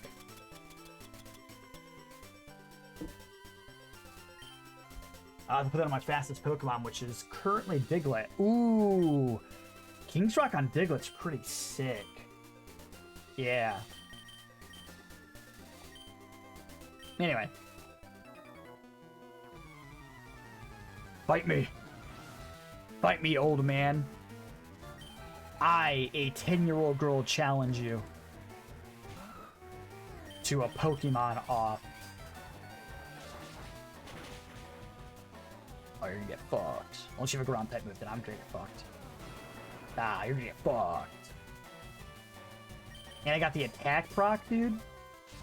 So fucked. Oh, fuck. 20's the max, so I can't use Aron until the next gym. Actually, what is the type of the next gym? And I'm gonna use Aron anyway. We'll see. Butterfree's a bug type. Ooh, I actually don't have a great counter for bug types, do I? Because I don't have any rock type moves on Aron yet. I use Soggy. What is the next gym like? Erica. Oh, is Erica spelled with a K in Pokemon? It is. Interesting. I spelled that wrong in my title then. Or my tweet, I should say. Ghost type. Ooh, that's interesting. That's a fun one. You in return? You eat fast, boy. I'm asleep. Oh. I'm confused and asleep. Why would you do this? What is the correct way to cut a sandwich? Horizontally or diagonally? You cut the sandwich between the two slices of bread. And then eat the two halves separately.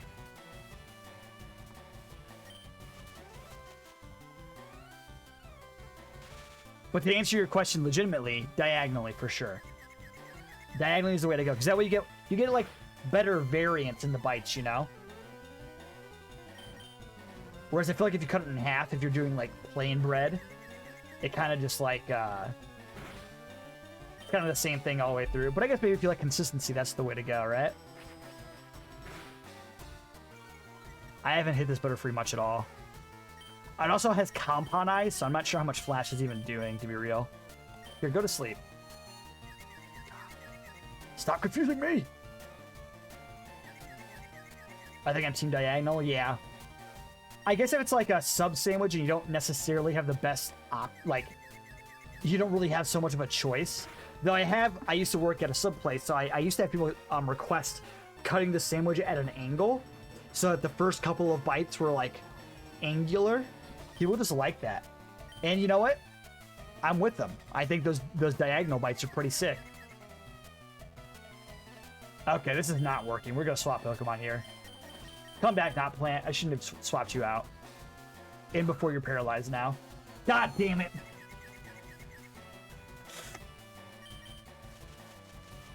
And Stunspore, come on. Why are you being so annoying?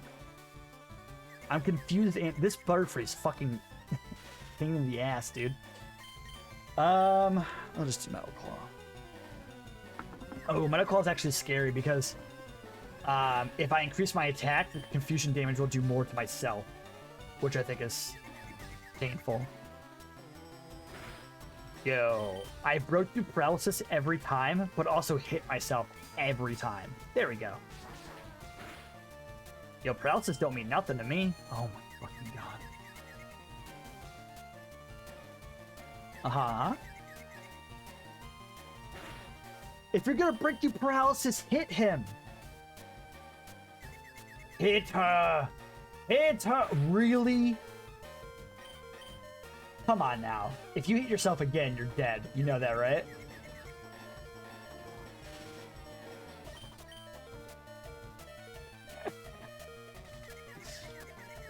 I eat all my sandwiches on hamburger buns, actually. So the diagonal and horizontal thing doesn't actually affect me. I don't cut them at all, even. I think hamburger buns are superior to plain sliced bread or sandwich making.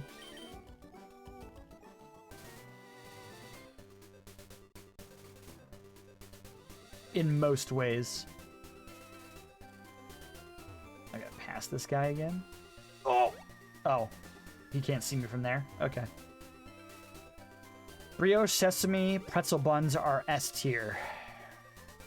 I don't know what that first one is. I don't think I've ever had anything on a pretzel bun, now that I think about it. I've heard stories, but I don't think I've had anything of my own on a pretzel bun.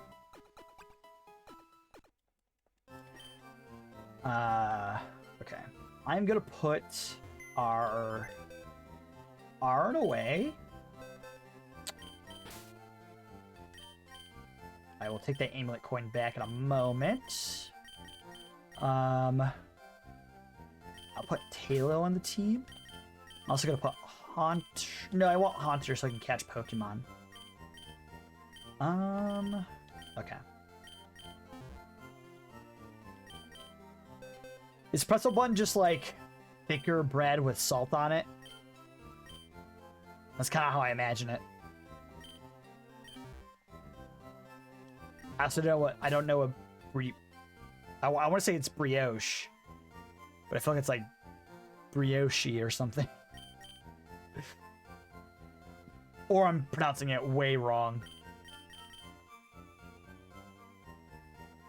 Which is also very possible. It is brioche? Okay, that makes sense. I got it. I'm a fucking linguistics master, dude. Did you know they came to me for the movie Arrival? They're like, we need an expert. And I said, Klimendorf. Which, like, if you're a linguist, you know what that meant. But you're probably not. Like me. Alright. We're gonna cut this tree. We're gonna pick up the item that's under it. I think more than one of these trees is like that. Is it this one?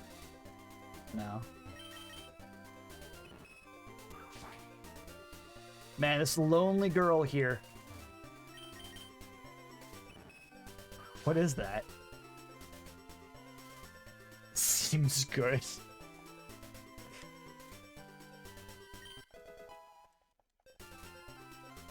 I speak no lies. Because if I did, I'd be hurt. I learned my lesson. Alright. Flash, because fuck looking at a map for this. Alright. We're gonna lead Haunter. I'm gonna look up what Pokemon are in this fucking rock tunnel. Ooh, we get a why not? Baltoy, Numel, Ariados? I think Ariados is not very good, though. As much as I like Ariados, it's probably not very good. Is it all the same fucking Pokemon, dude? On both floors? I guess so. Just more common on one floor than the other. Well, we have enough ground types, but we don't really have an offensive like psychic type. I don't know if Baltoy fits that niche or not. Let's look at our options here. I don't think we have a fighting type either. Claydol. It has Levitate, which is alright. We can look at Numel. We don't have a fire type, so Camerupt could be dope. And then we've got Machop and Machoke, or Machamp would be the other one. Guts is also very dope. Where's the name Ariados come from? Arachnid and 2? Well, yeah, it's the second spider Pokemon. After Spinarak, its pre-evolved form. So it just kind of adds up, you know?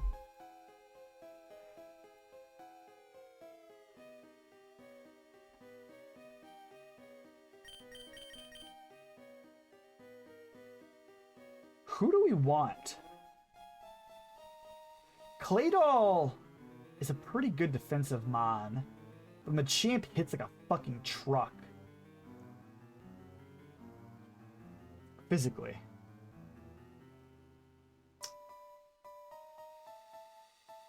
We also don't have a fire type, which makes Camerupt also very useful. Where's Terrantress? That's in the next gen. That's Gen 10.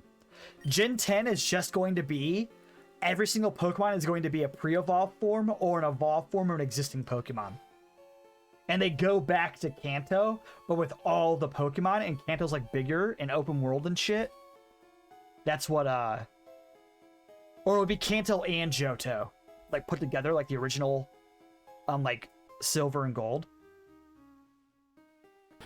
That actually sounds pretty dope. I would get that game. I don't know what I want here. Machine's probably the way to go.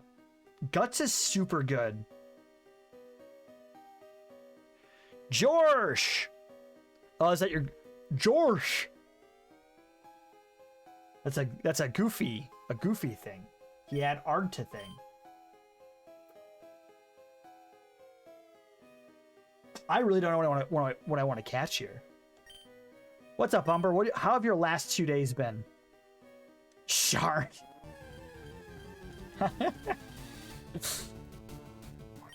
Oh, I did say I was just gonna catch the first Pokemon I saw, right? So I guess we're getting Camerupt. Or Numel. Same thing. Haunter's so good at catching Pokemon, dude. My last 2's been pretty mid. Feel that.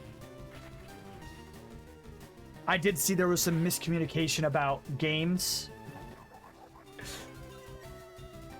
What an awful name, Sean, am I right? Look, I didn't make it.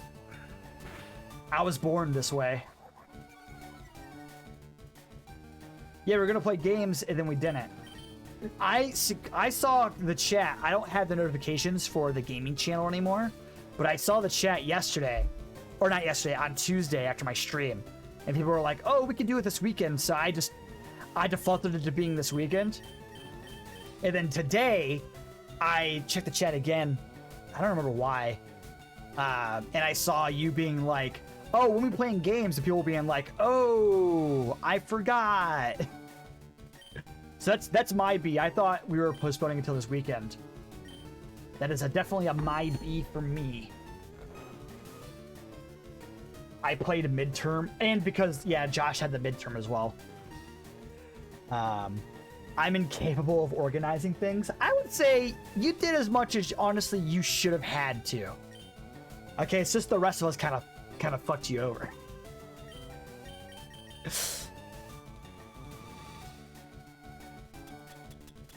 I want this memo. Guess we're getting camera up, boys. Story of my fucking life, dude. It's okay. Sean, Hannah, and James were all helping me with my midterm. We were. Josh had us on a live stream, and we were walking him through the answers.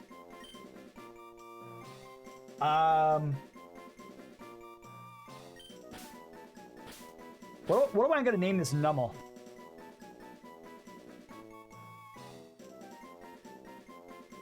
Quick, Umber, tell me your favorite firebender from Avatar: The Last Airbender. Oh, Tyrantrum. Sorry, Umber, I'm doing Tyrantrum as an inside joke. Even though it would have been better if I got here, it does, but I guess this is... You'll get the next one. You'll get the next one. Though I am curious, who is your favorite firebender? From Avatar: The Last Airbender.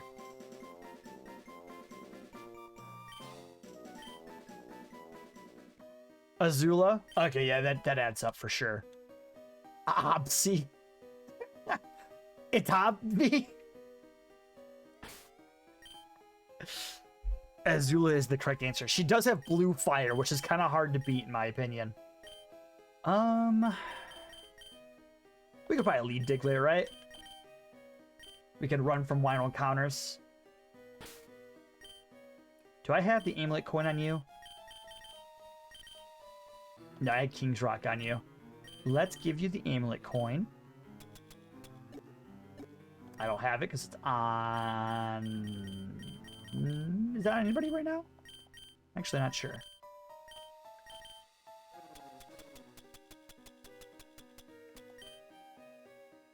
Who the fuck is it on? Bacula? Okay.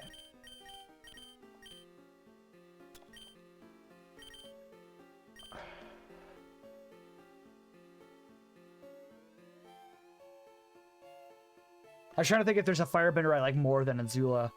I mean, obviously, I'm a fan of Zuko, right? No, get the fuck out of here.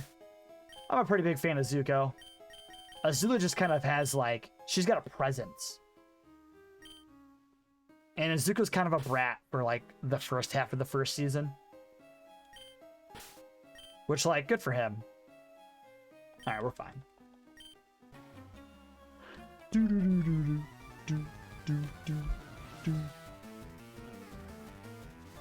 Ooh, Iroh's also really good, though.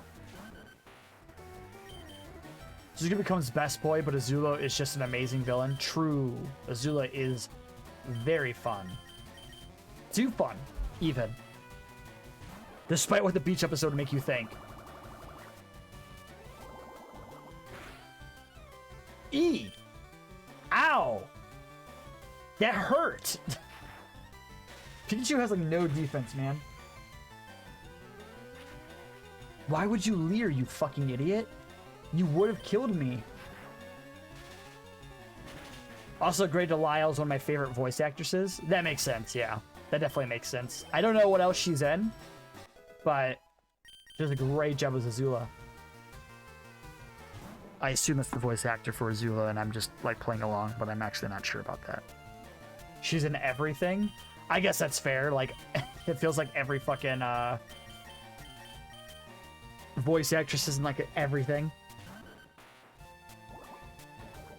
Ha. Sludge. Barely. Really? Okay, I didn't poison. That's good. She voices Vicky from Fairly Odd Parents and Daffy and Scooby-Doo. Oh, she voices Vicky? That's interesting.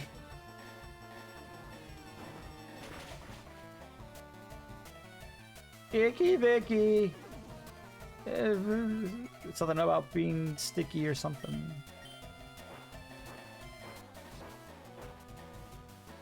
She's definitely in Scooby, but in which iteration, though? Except for her voice seeing Delilah Briarwood. Oh, yeah! I do remember her. I remember seeing that when the show first came out, being super hyped for it.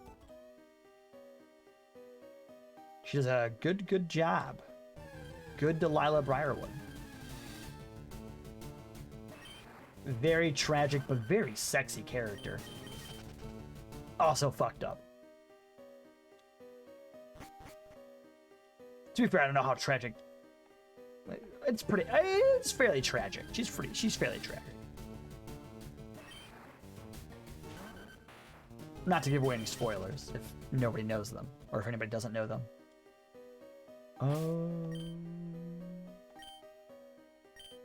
Yeah, there's no avoiding you. The Wablu, man, every fucking Pokemon's a bad matchup for Diglett, dude. Also, these level differences are getting huge. You're just a flying type, right? You're gonna kick Pikachu's ass, though. It's not a safe switch in at all. That's fine. That was pretty tragic. Everything she did was for love. It's just the things she did were evil and insane. Yeah. I don't know if... yeah. That's fair. She is like a worse Frankenstein. But I guess Frankenstein was motivated by just morbid curiosity as opposed to... when I say worse, just to be clear, I don't mean like worse character that's like Frankenstein. I just mean like more evil. But again, Frankenstein he did kind of do his stuff just out of morbid curiosity instead of like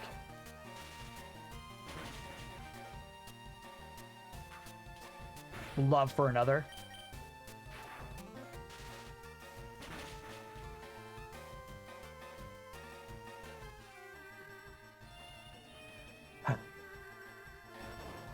Put me to sleep, huh?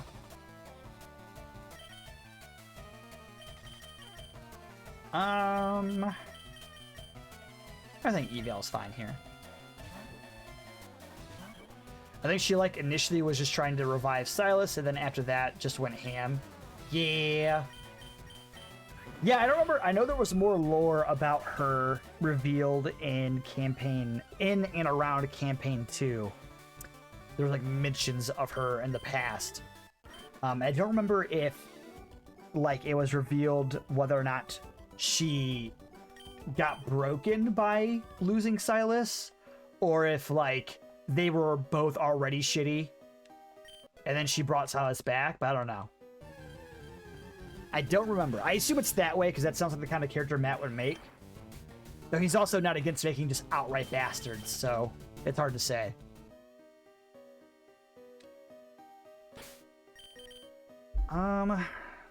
I feel like I want to stop leading Diglett down.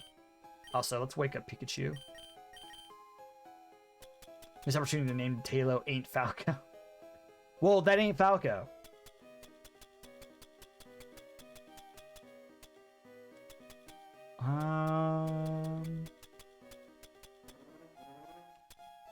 The reason I got the name it was is because the fucking D20 command doesn't work. I'm looking for my potions. Why am I blind? I am blind. Heal you up. According to the animation, she was just a regular person that made a pact with the Whisper One in order to save Silas. That does make sense. Yeah, I forgot they kind of delved a little bit more into their backstory in the show. That's one of the cool things about the show is that you get like those flashbacks and stuff. And you get the flashbacks of the fucking people on the tree.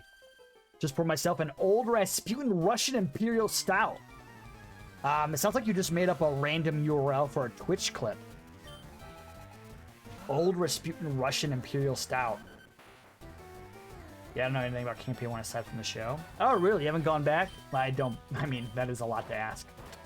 That you go back and watch all that shit. Maybe I did.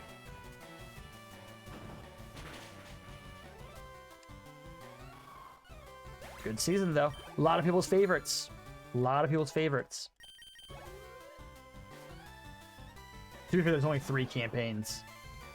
Not... Oh, how dare you quick attack me, you asshole. Quick attack again like an idiot. No, I didn't do it. Would've been funny though.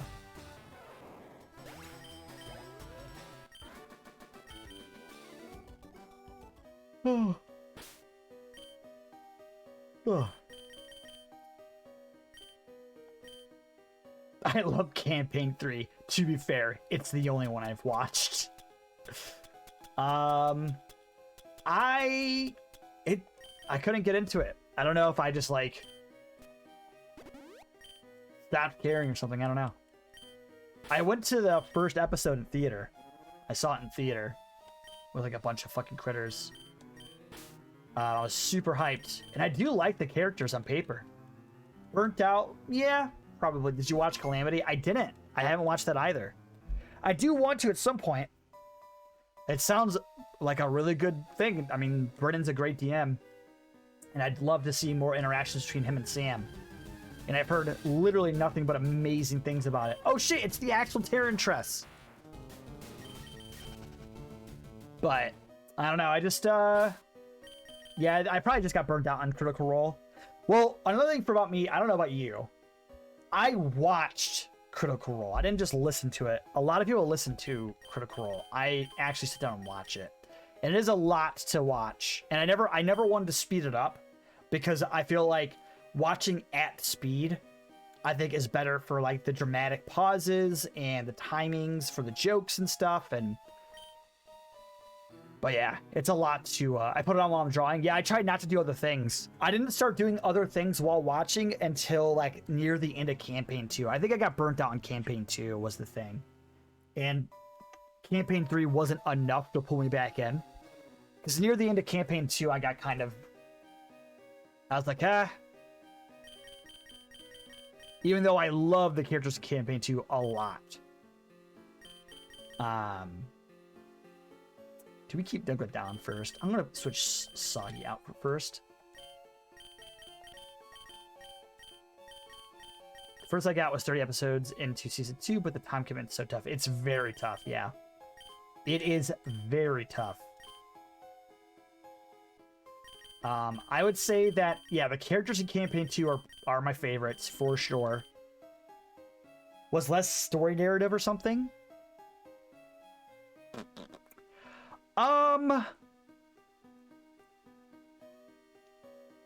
I think the biggest difference between Campaign 2... I don't know much about Campaign 3. It sounds like Campaign 3 is a lot more narratively driven, though, than Campaign 2. But when people say narrative driven, they don't mean that like there's less story.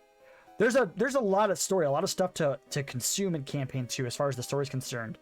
But it's so much more character focused that it's less plot driven because of that. There is less of a direct thing to be dealt with for most of the campaign than with Campaign 1. Campaign 1, there was always something that had to be done next. Campaign 2 was not always like that. There was a lot of them like trying to decide what they wanted to do next, and it was often them following threads of people's backstories. So it was way more character driven than plot driven.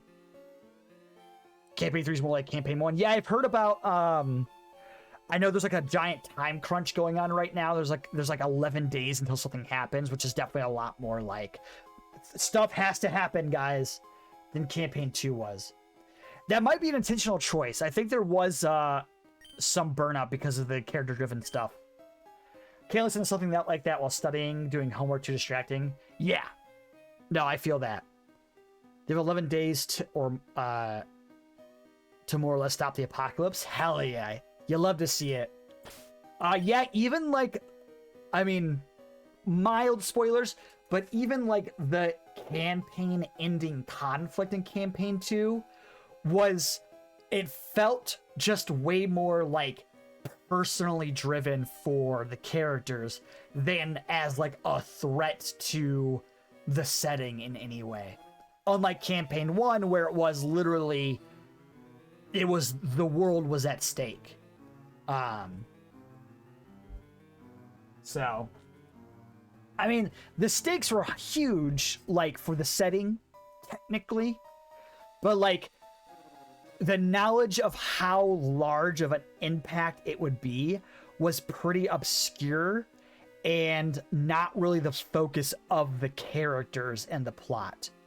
And I think that honestly has to do with, I don't want to spoil too much, but I think that has to do with what I personally see as a bad move by Matt on what to focus on.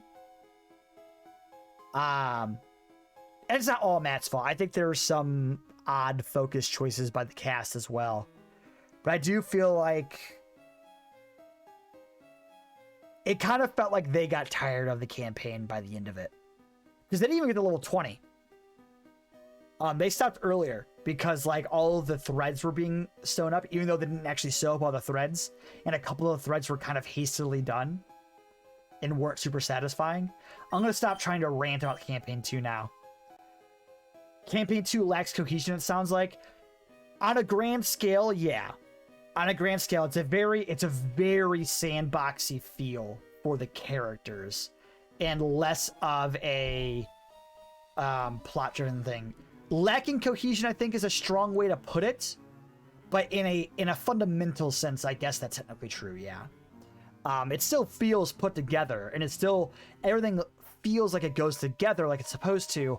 It just doesn't go together necessarily in like a satisfying narrative way, you know? Or like, I guess in a grander satisfying character way. If your draw-in for the campaign 2 is solely the characters, then it's probably more maybe not more satisfying, but it's probably still satisfying. It just wasn't completely satisfying for me, so I got burnt out by the end of it. And I couldn't get into campaign 3. So even if it is different, I just don't know if at this point, I don't know if I have the commitment to go into it. Especially since I've already started consuming like spoilers and stuff. Boy, I've really not fought this trainer at all, huh? I've just been talking about campaign 2 this whole time. Let me go ahead and give you the amulet coin so you can get some more money. You can just watch the highlights. Nah, I don't want to watch the highlights. Oh, it wasn't even a fight. I did try. I watched the highlights for the episodes that I did watch to see if like they were complete enough for me to feel like I was getting a good enough experience, and I didn't feel like I was. So I didn't. I watched up until I want to say like episode 5. So I didn't get very far.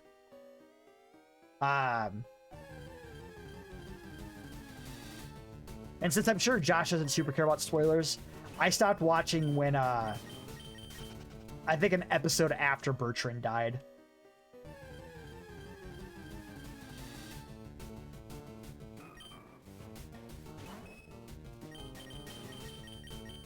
Oh, fuck you and your shadow tag. God damn it.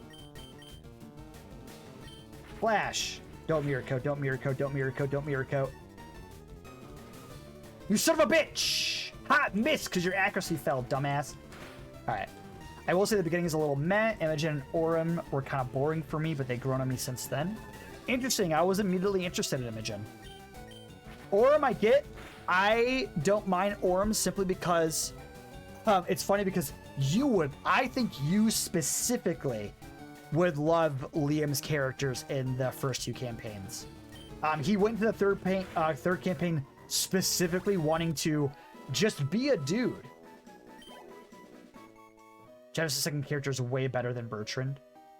It's just, I do know what his second character is, and I saw the one shot that I got created in. So I do find it interesting that he chose that character to be his actual character. I especially think that you would like Liam's second campaign character. I think it fits your aesthetic in a lot of ways. He's that, but also a werewolf. He's finally a werewolf. Good for him. Good for him. He's wanted to be a werewolf for fucking ever. Good for him. I've heard a lot about Caleb, so I know what you mean. Yeah. He's a good character. One of my favorite characters in the second campaign.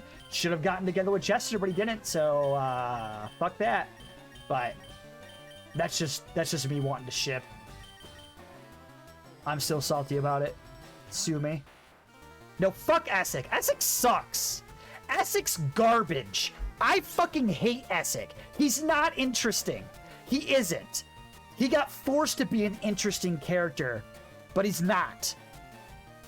That's a little harsh. He's okay. He's okay. But fuck him. Caleb should have been with Jester. Makes way more sense. It also makes way more sense than Jester and 4. That makes no fucking sense. The Caleb Essek ship, I think, was incredibly forced. Damn, struck a nerve there. You damn right you did! Fucking Widow Gas for life, motherfucker. Oh, sorry. I said it wrong. Widow Gas is just his last name. Wait. Oh, no. Widow Gas. Wait. Shadow Gas is Caleb Essek. What was Jester and Caleb? I forgot what their ship name was.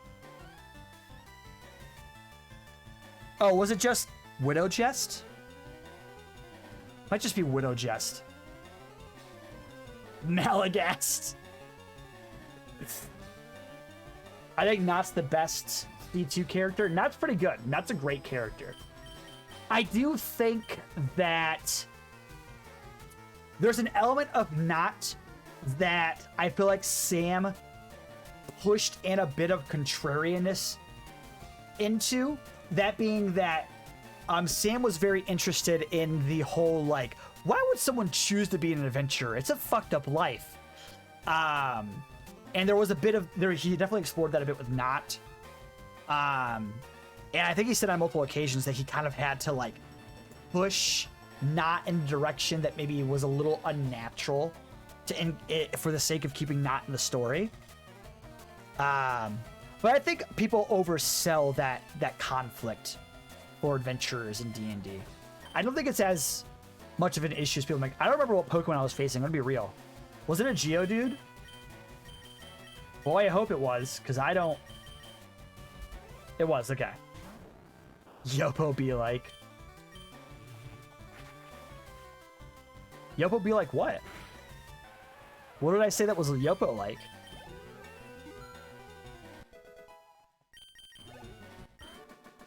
Oh, are you referencing the fact that, like, Yopo doesn't like fucking killing those bandits? Like Malagast?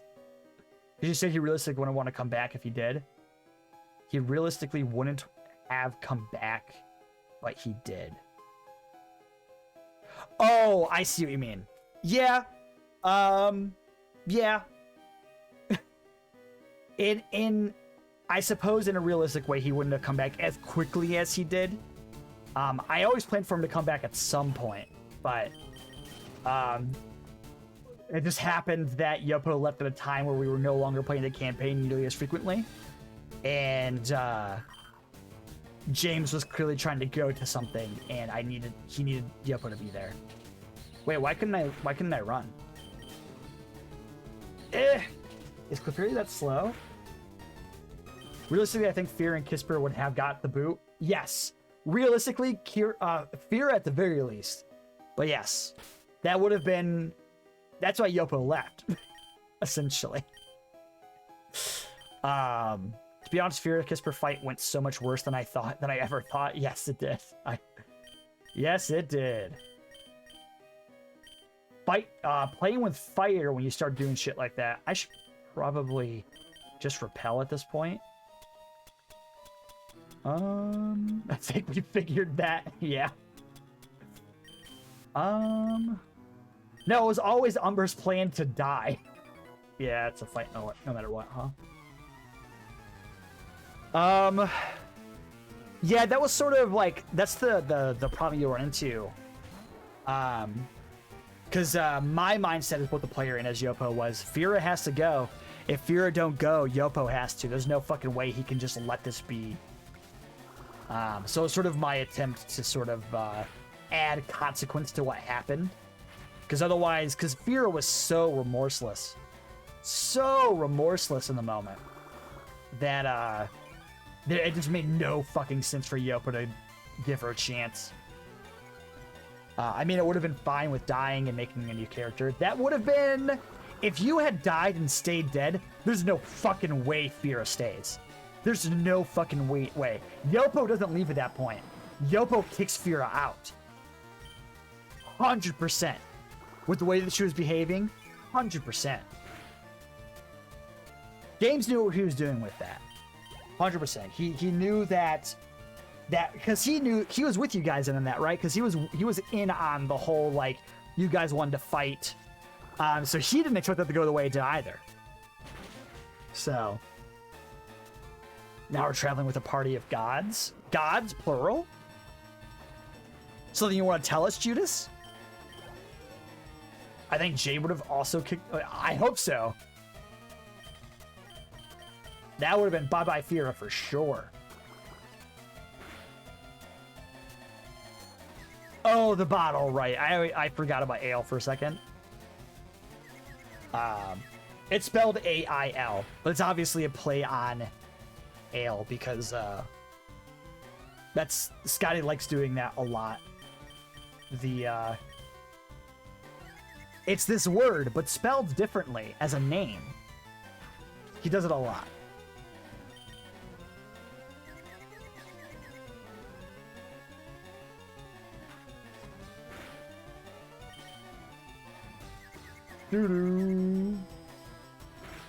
Are you in the... No, I don't think so. We're doing like a kobold one-shot. And Scotty's character is like a kobold. But they're a swarms ranger. And their swarm is a bunch of kobold babies. And his character's name is Mom. It's M-U-M. M-A-U-M. It's just Mom, but spelled differently. Just those two, what I meant. Exactly what I meant. Oh, okay, gotcha. Yeah, totally nothing to do with Judas at all. Yeah. Yeah, it's a thinker. It's a thinker, that one.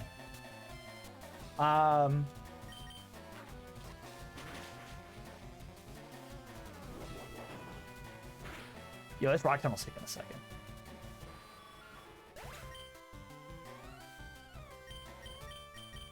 We'll just do Haunter. I told James what my idea for my kobold is. I had to think of a name and a class.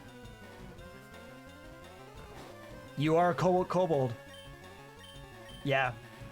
I told Josh that I wanted to be a blue kobold, and I'd be called a kobold. And then he took that from me, and now that's his character, so I have to make something else.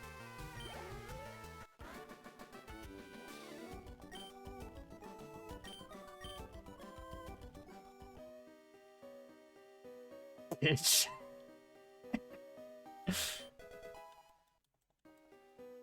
Heal powder.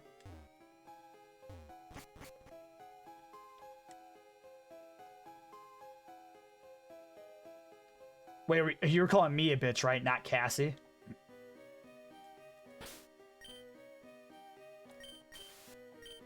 Also, Judas should not get with Kisper. He's insane. Have you met Judas?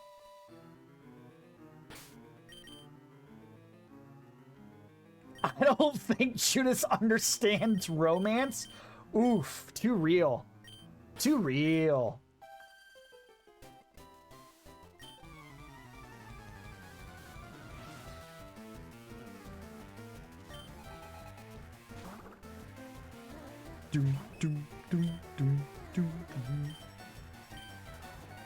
Ow.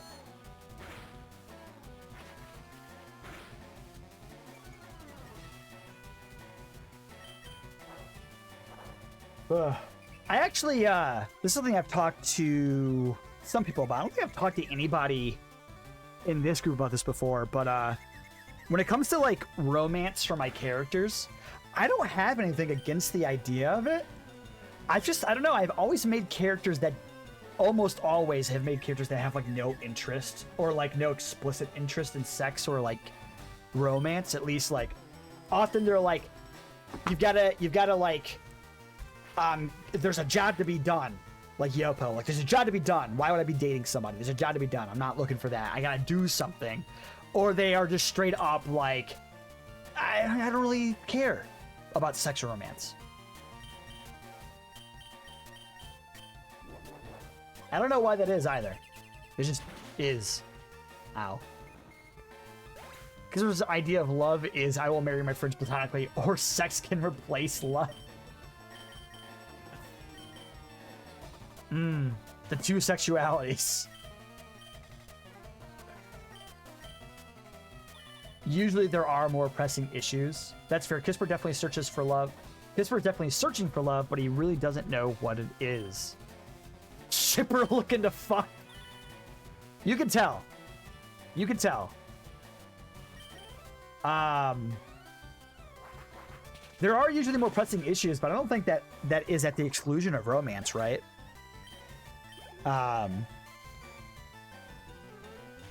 feel like a normal person, even when they're like trying to accomplish something specific, often can find themselves in a situation where they explore those feelings, even if they feel like there are more important things at stake.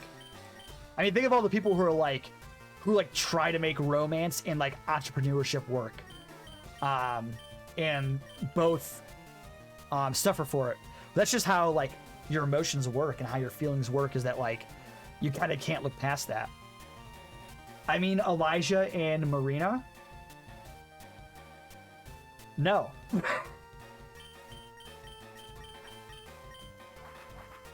No, I've already explained that she is not my type. I don't know how much more clear I can get.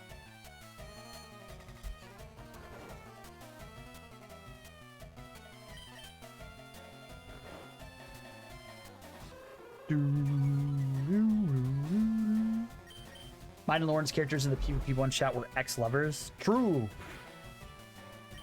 That was a funny dynamic. Also very random.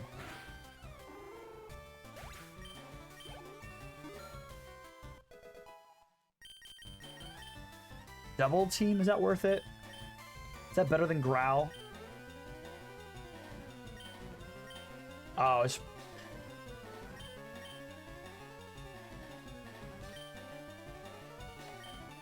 Foxliff immediately got with Zach.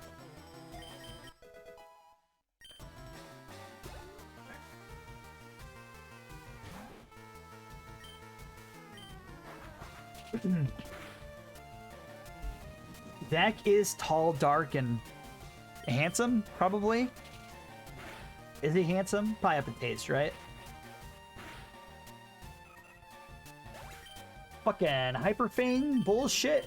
I'm running low on Pokemons here. I might need to dig out and recoup. But I am pretty close to getting out of this cave. So I would like to do that first. Can I dodge you? I am not confident that I can.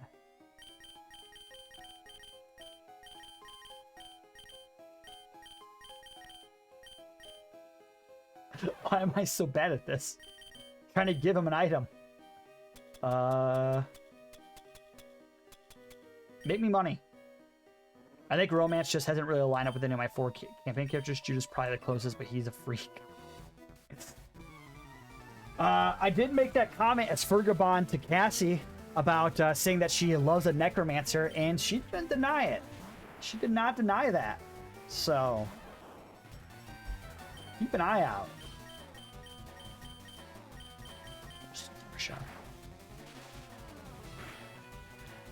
I have made characters that I think Joe is fully for Cassie X Judas. I mean, who wouldn't love a necromancer? That's the attitude you need. Keep that up. Damn, Abra has no moves, huh?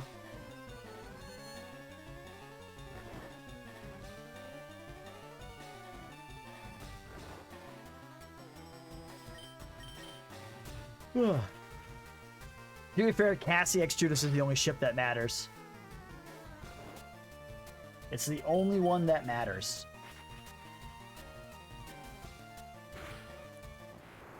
Fear of Jade can never happen because Fear is Ace and Arrow, according to Scotty.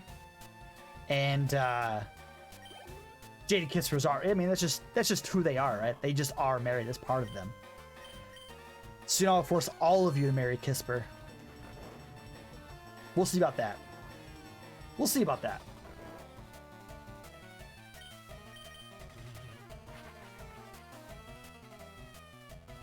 Yeah, I'm not sure if Yopo's really into non-grungs. Gonna be real. Maybe it's a little racist. But that might just be his type.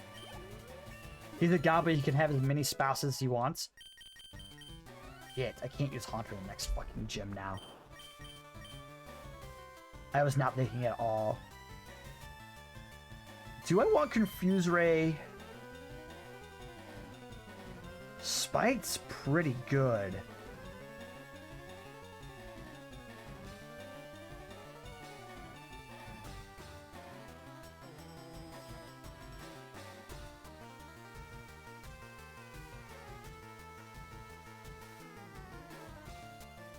Kisper just starts Mormonism.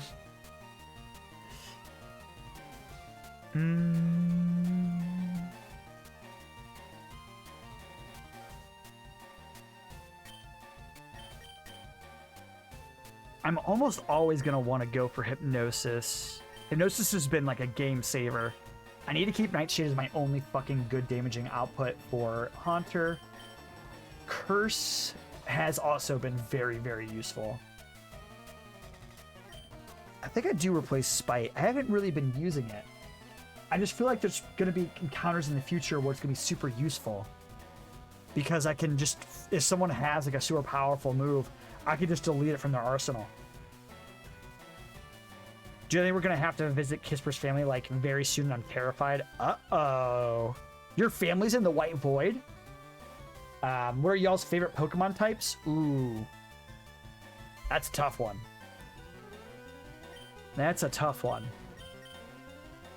Fuck. I feel like I want to...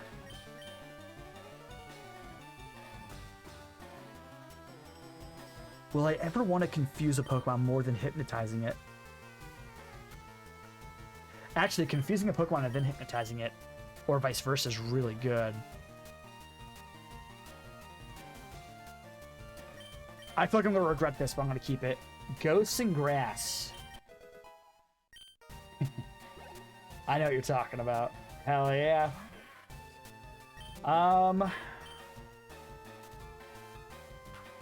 Will Hypnosis will hit, right? Even though it's a dark type?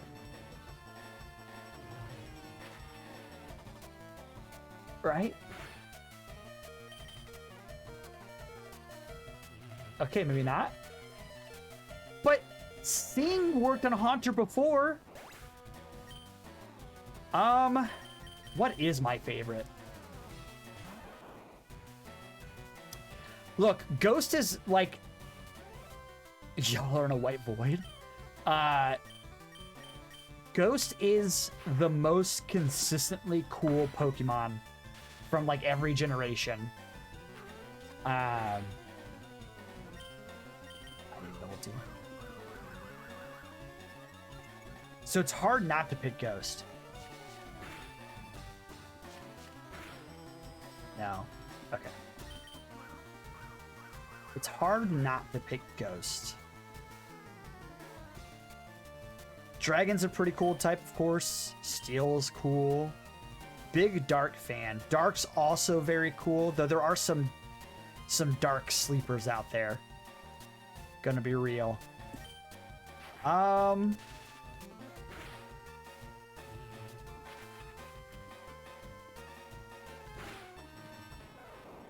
That's also good because a lot of the moves are healing and offensive at the same time. Yeah, like Giga Drain, Mega Drain, Absorb. Unless you're facing a Liquid Ooze Pokemon and then you're just getting hurt. Grass also has, like, if we're talking about like typing for like moves, Grass also has a shit ton of really good I have to drop off Haunter. Status and utility moves. With like the Spore moves, and all of those. Let's bring Numel. Let's see what Numel has to offer here. Even though, yeah, drop off Numel. Maybe Maybe bring Shuppet instead of Haunter. Drop off Diglett.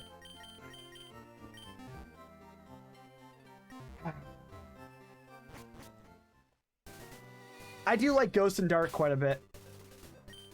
I think I might pick Dark. A lot of my... I have quite a few, like, favorites in Dark. Like Umbreon. I like Absol. Tyranitar's dope.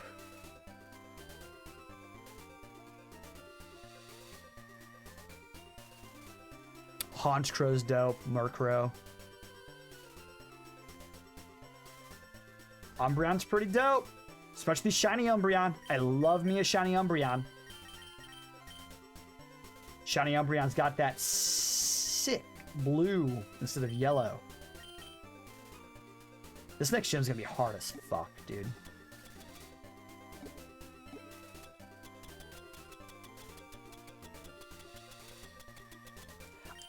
I wish that Pokemon did more for shinies. That's not the Pokemon I wanted to do that to. Whoops. I wish, like, there were a shiny for every, like, possible, like, color palette that worked for the Pokemon. You know? Like, every Pokemon had, like, 4 shinies. So, like, shinies were 4 times as frequent, but getting the shiny that you want is still just as hard as getting a shiny. I think that would be sick. Or, like, there were more Pokemon that had, like, special skins, like maybe they're, like, every type is a special kind of Pokemon. Like, maybe all rock types, there's a crystal form of that Pokemon. Or, like, every ground type, there's, like, I don't know, like a sand type, or, like, a sand version of it. That would make shiny hunters go feral. Damn right it would, and it should. That'd make shiny hunting more accessible. Because, like, more shinies will be they'll be more frequent, but also, like, there will be a good shiny for everybody, because not every Pokemon has a good fucking shiny. I think the fucking green Zubat's ugly as fuck. I think that most shinies are fucking garbage. They're just, like, a slightly different shade than the fucking Pokemon normally is. Most shinies are stupid.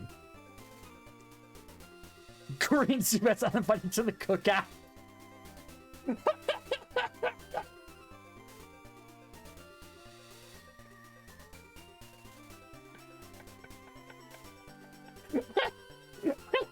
Why'd you go to the cookout?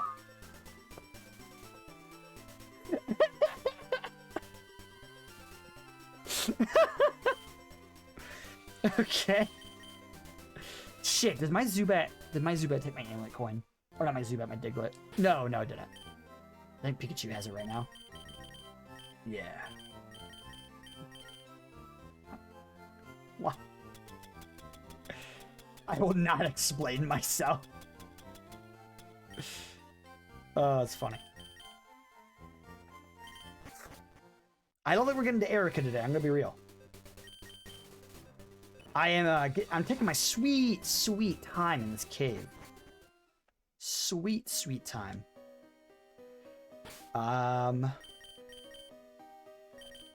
Clefairy. Flash. Sweet, sweet time. Good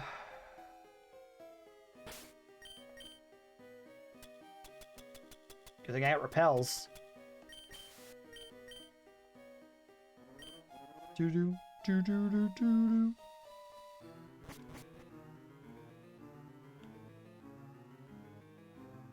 I think the lower notes in this song kind of suck. I'll say it. The highs for this song, pretty good. The mids, they're all right. The lows, not feeling it. I get that they're going for, like, sort of a discordant feeling. Oh, this isn't the way I went last time. God damn it. But I don't know, it just doesn't feel right. They could have made it not discordant and still, like, actually feel good, you know? I could probably explain that better, but I refuse to.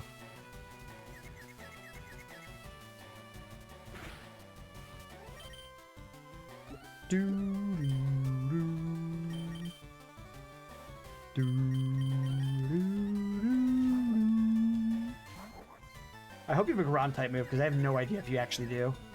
I did not check on you at all. You don't. Wow, that's incredible. Can you explain that better? I refuse to. Don't get poisoned. Okay. You dick. This was your chance to shine, Nummel. This was your chance to shine, my man. You're probably fine against the fucking poison type. We'll just flash them over and over again. Yawn? I have a question for you both. Uh-oh. What's your question? Do not poison me. That just poisons, doesn't it? Yeah, it's not a hit.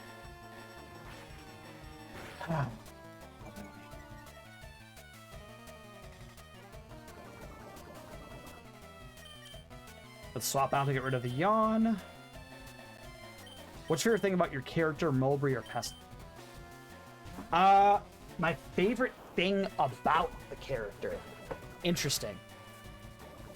Do you have like a specific thing that like a specific like set of traits that you want us to talk about, like meta traits or like backstory traits or RP traits or battle traits, or you just mean just all together our favorite thing about them? Just in general, any aspect. Okay, that's really fucking hard.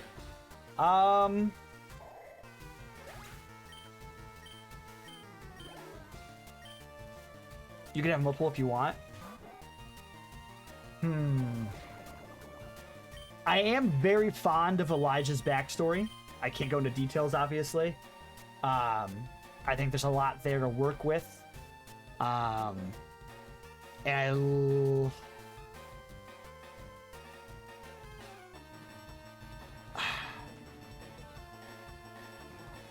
a lot of my things that if I were to say them would be a spoiler to Josh in some way.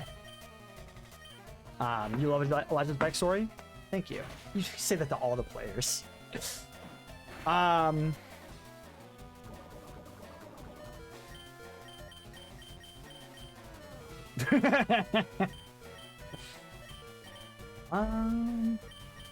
hate this. And Pestle or Mulberry, but I went to Pestle since Umber's asking the question.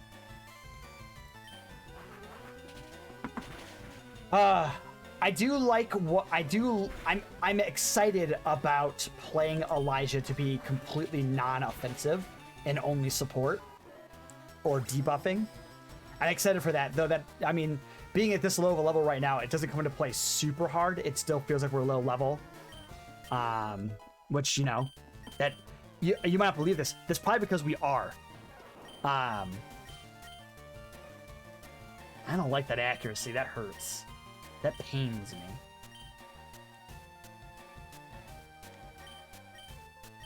I have super enjoyed the RP with Elijah.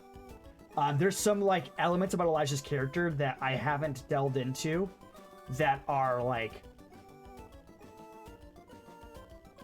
the way I play Elijah isn't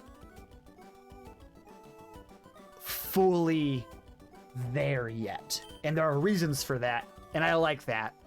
But I especially liked the most recent session, mine and Hannah's conversation at the campfire, or Elijah and Yulia's, I should say. From about Pestle, my favorite thing about Marlena is her maturity. I'd explain, but we haven't delved into a game yet, so I'll just leave it at that.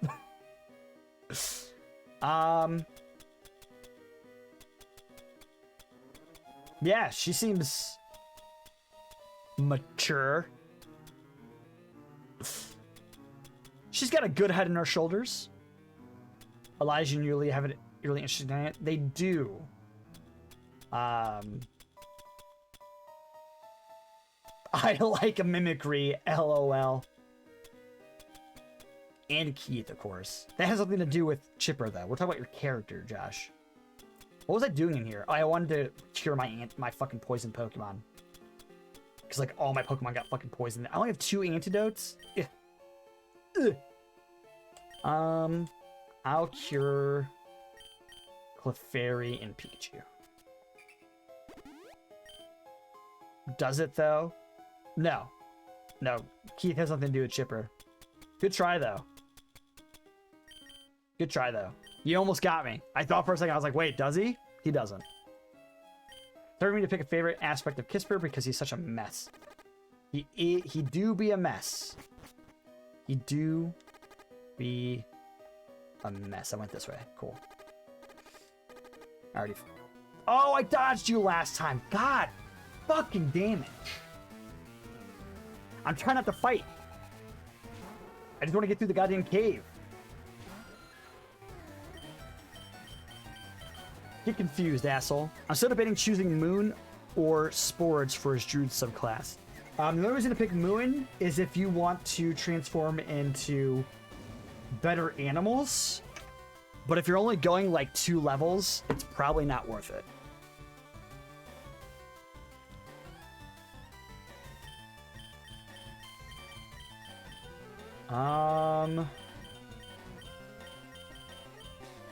Did you really burn me, asshole? God damn it. He burned me, asshole. I like that Judah's sassy. What? Judas is sassy? I really like his versatility, I'll say that.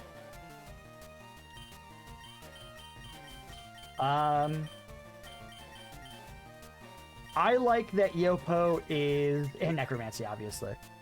I like that Yopo is kind of...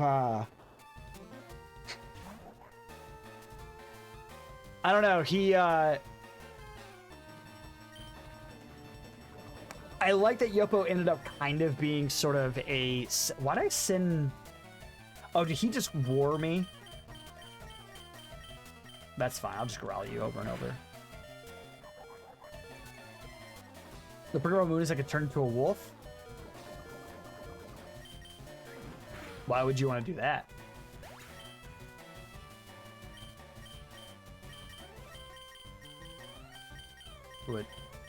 What are you doing as a wolf, Kisper? Why do you want to be a wolf so badly, huh? It's also cool to have a not evil Necromancer, but he's still weird and off-putting, but not overly creepy way. Always my favorite type of magic in the fantasy setting. He howling.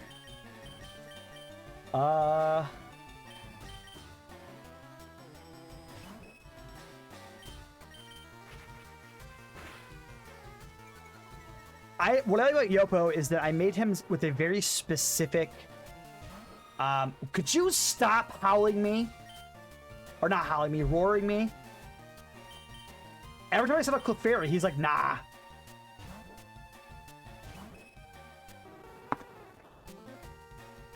Can we fight, my guy? His last name is Fenririum, derived from... from Fenrir. His family's theming is wolfy, so it'd be on brand for him to turn into a wolf. Didn't know that. But also, that's interesting. Poison type. Well, this would be great for you if you were alive and had ground moves. I'll just do an attack.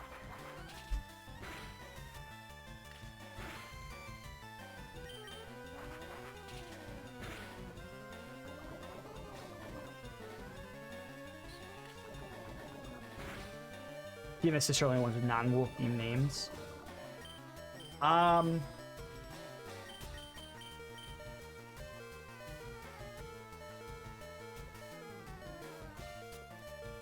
Oh. Because it's raining outside. I was hearing like scrackliness. I was like, is that my computer like about to blow up?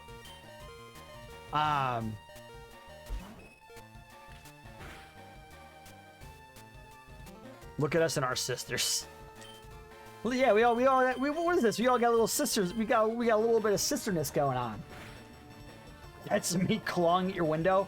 Oh my fucking god. Why are all my Pokemon getting poisoned by like every other Pokemon we face? Just brother things.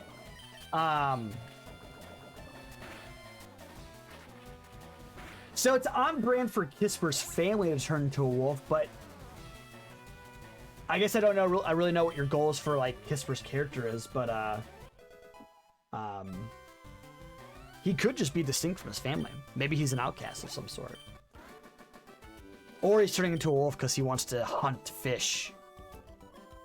I don't think wolves do that actually. Now that I think about it, it's more of a bear thing, huh? Oh, he's definitely an outcast. Yeah, maybe he could turn into like a. What was your other option? You said moon or... Hold on. What was the other one? Moon or spores? Oh. Spores definitely seems like it's more obviously like the most obvious parts of Kisper's characters that shine out. He's infectious. Guess I'll cure the burn. This Pokemon are gonna faint 100%. I don't have any fucking antidotes anymore. Son of a bitch. Makes more sense thematically. Like a resuscitated god. That's even better. It's just I think that's a big thing also, is that like I feel like your character's advancement is a reflection of where they're going as opposed to where they come from, unless you intend for where they're going to be in some way a circle back to where they come from. It's just the wolf thing's very tempting. I think that the wolf thing, I think with the wolf, it's the only thing you get, right? That like fits necessarily, other than obviously just having nature magic in general, but it comes with druid either way. And I feel like spores probably says more about the direction that Kisper's story is going than wolf might. But I also don't know what your aims are. I wish the school necromancy class features weren't super meh. They're incredibly meh, yeah. Wizard said that if you want to be a necromancer, you gotta be a cleric. And even that's not very good. Don't really have a good option here, huh?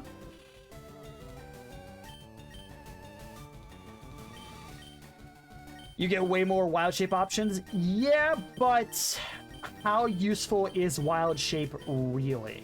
You know? I guess I could just astonish. Don't know why I'm overthinking this. Wow, that did literally nothing, huh?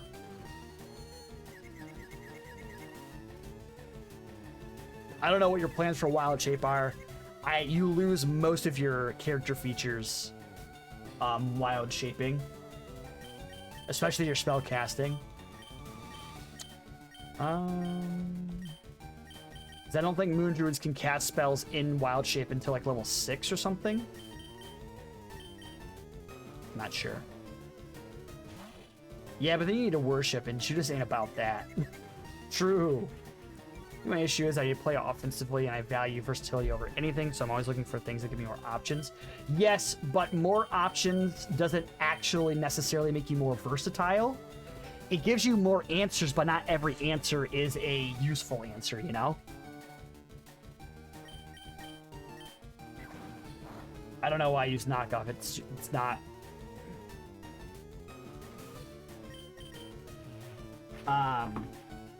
It also stunts your spellcasting progression a little bit. A little bit. You still get the slots, you just don't get the spells, you know? So you'd have to be dedicated to the druid spells. You do get, I think with druid, you get a number of prepared spells equal to your wisdom plus your druid level, so you'd get at least 2 plus whatever Kisper's wisdom is. I don't know how high Kisper's wisdom is, but...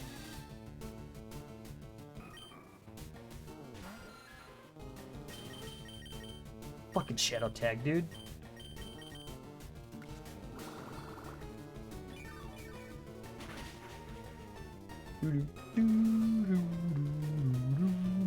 You bastard. I don't think it's very high. Let me double check. I'd be surprised if it was super high. Right, shadow tag. Right.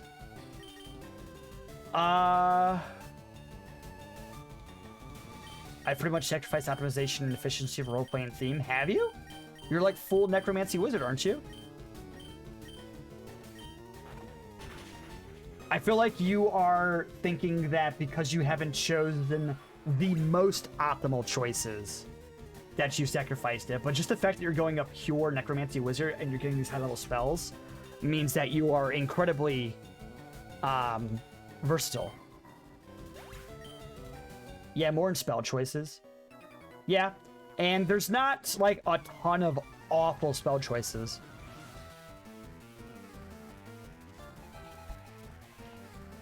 Unless you're intentionally trying like grabbing like fine traps or something. In which case, yeah, man, that's a choice. Ha, you can't teleport, dummy.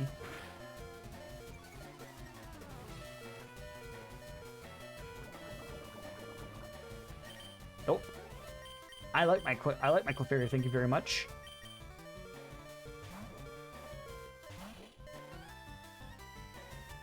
Why is this cave so long, man?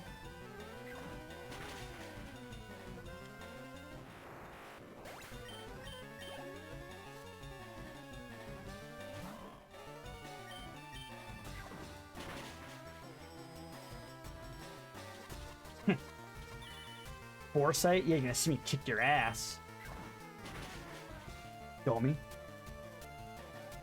When I first started, I was like, oh, I gotta pick edgy stuff, like, cause fear and darkness, lol. I mean, yeah, fear falls off, unfortunately, at a certain point. For a lot of enemies. Don't wizards get to choose their spells every day, though? They get to choose their spells from the spells that they chose. Unless they get like scrolls and stuff. So wizards are just like druids and clerics and stuff where they can like choose every day. But the spells they choose from isn't just the wizard spell list. They have to pick spells from the wizard spells to put in their spell book, and then they compare those spells. So they don't get access to the full wizard spell list like clerics and druids do to like cleric and druid spell list. You are Dark Ghost, yeah? I'm just gonna Nightshade you then. Yeah. Have you found any spells in the world, Josh? I don't know if we've run into any like scrolls or spell books. And even if you do, that is incredibly expensive because you have to nah, lol. You have to can PCs teach their spells? If they're both wizards, yeah. But wizards aren't learning spells. They are scribing spells in their spell book, and to do that, they either just get it from on level up, or they have to scribe it from a scroll or another spell book. So you can't be as like a bard being like, so this is how you do this spell. Because the wizard, basically what the wizard is, a bard is like, yeah, this is how I do it. And the wizard's like, well, that's not how I would do it. I need to write this shit down.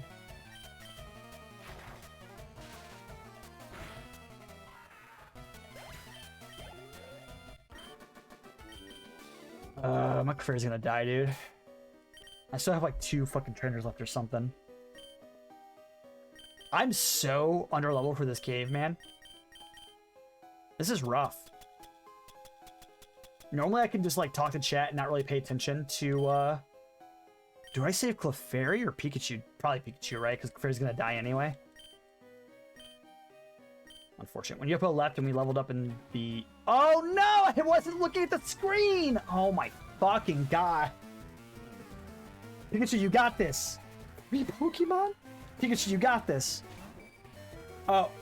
Oh, you're still alive, right. Flash! Okay. When we left and we leveled up in the Wrathroom fight, or Wrathborn fight, I was like, oh, I should add Sending, but I couldn't prepare it until we long rested. Yeah.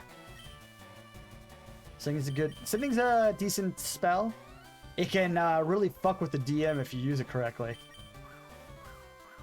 I was torn between picking Sending and Kinetic Jaunt. Kinetic Jaunt's a fun one.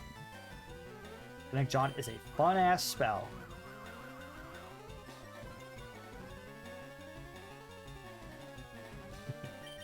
You can't hit me, you can't hit me. I picked Kinetic Jaunt because it's more in line with his character as a dancer. That's cool. That's a cool representation of that. On the next level up, there's a spell that only Jade and I can pick that I think is absolutely incredible in our party. Level 5 spell that only you two can pick. Is it haste? No, because... Wait, why would Jade be able to get it, but not... I guess because, Kisper multiclassed. Do bards get haste? Or maybe Synaptic Static you're thinking of? That's also a good 5th level spell that bards and wizards get. I don't know if bards get haste. Oh, telepathic bond? Hey, that was Frigabond's whole thing.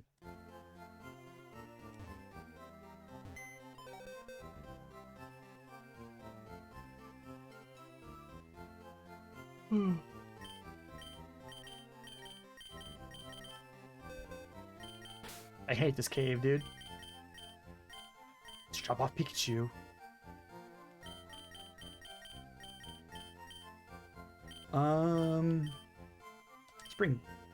Let's bring Singing True. True, that would be the lit spell to have. We can infiltrate shit. We could infiltrate shit.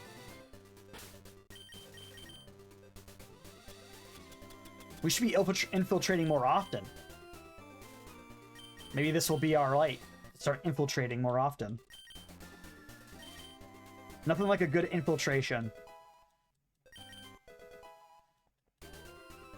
I don't know if I want it. Dance Macabre is cool, but I've heard it's a horribly rude spell to use for your DM.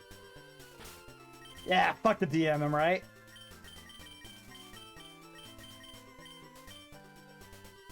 right? It's only annoying if the player isn't efficient. That's the thing about like a bunch of summoning spells or like spells or anything about like having another character on the board is that all the time it slows down combat a shit ton, or it puts a lot of onus on the DM for no reason. They just have to come up with zombie stat blocks on the fly. Well, a zombie stat block is just a fixed thing. There is a zombie stat block. It doesn't matter what you resurrect, there is a zombie stat block. So all you'd have to do as a player is just have that on hand to use that. Unless James wants to give you specific stats for each creature, which is a little bit different. Which is, I think most DMs do want to do that because it's a little bit more fun for the player that way. Oh, got what the action macabre is. 7, right? I mean like 7 zombies? I think it's 7.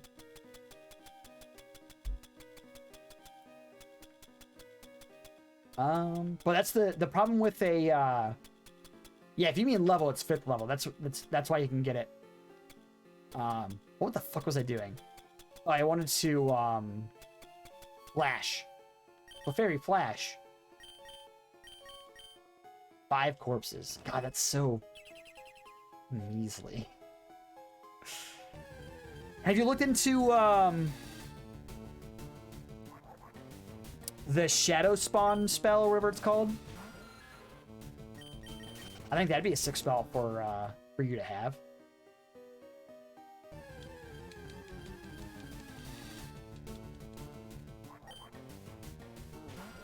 Well, it's 8 corpses for you, right, Josh? Because of your necromancy ability?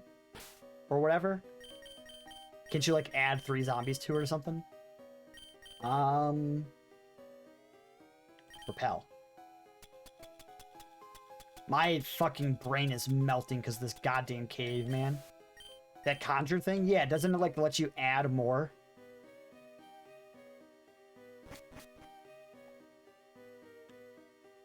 Oh, no, not conjure. Fuck conjure spells. It's summon. Oh my fucking god! I just keep on running the trainers I didn't run into before. This cave is making me go mad. Fuck you! Get confused. When I cast Animate Dead, I get 1 more corpse. Oh, it's Animate Dead specifically? Ugh. Yeah, the Necromancy Wizard. I don't know what they were thinking, man. I don't know what they were thinking. No, I wanted to swap you in. Yeah, always one more corpse. Really? I guess they're like, oh, but they get the buffs with the temporary HP and stuff. And don't they like use your proficiency bonus or something? I don't know. That's why the new summon spells are way better, even though the Necromancy Wizard doesn't cover for them. Maybe the 1 D&D Necromancy Wizard would be better. Who knows? If there even is one. Yeah, on attacks.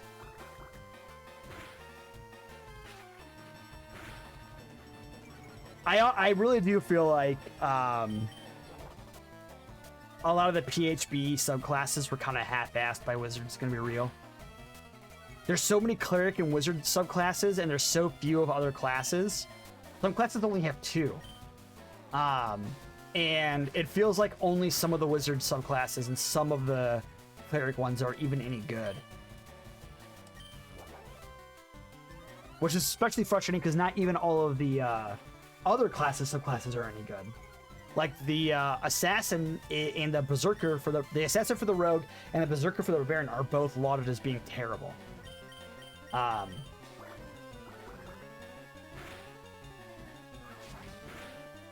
think laud is a positive thing. So I guess they would be not lauded, they would be loathed or something for being terrible. I can convince Shane to throw Draculich into the campaign.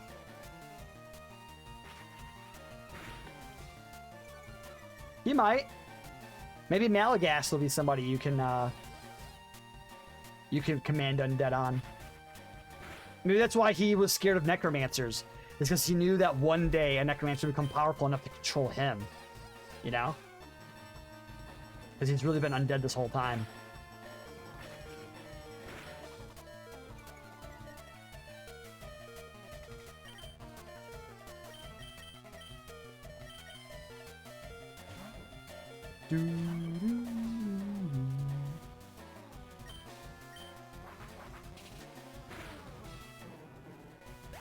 He's scared of me because I'm a little bitch boy.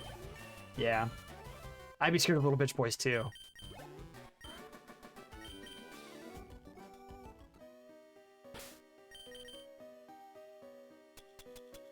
Did I use my last potion? I sure did. I don't want to run all the way back to... Oh, heal powder. Oh, it's only status problems, right? Oh, I have a revive. I could have used that. That's fine. Who's in the lead? Bacula? I forgot to bring the Terrace into this fray in that last question, too. That's really just the question for Josh, then, isn't it? What's your favorite thing about your character, Josh? Go ahead and spill all the beans about Virgil right now. Right here, right now.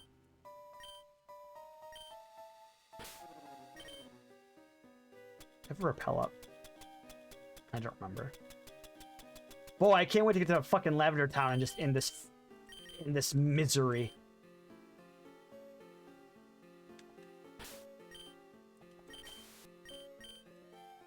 Then we can hear the spooky, stinky ape song.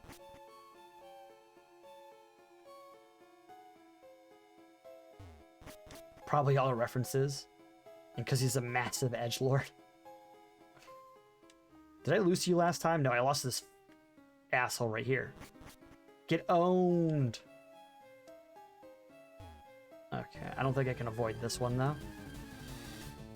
Do love a good deadpan character. Well, he's neither dead nor a pan, as far as you know. Oh, you can avoid them. Nice. Oh, fuck, I forgot to use my goddamn. Can I run? No. Go away!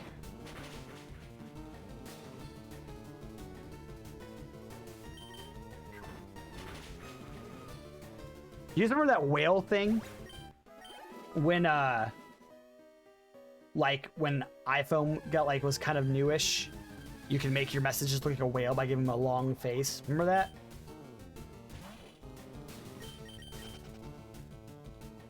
Power Word kills the most metal spell. Hell yeah, it is. It's a really hard spell to use as a fucking player, though, I'll tell you that much. Rough spell to use as a DM, too, because you just tell your player, oh, by the way, you're dead now. And I just gotta take that. Rough. I've done it before, though. I've done it before. The power words are... The text is so short and so sweet, yeah.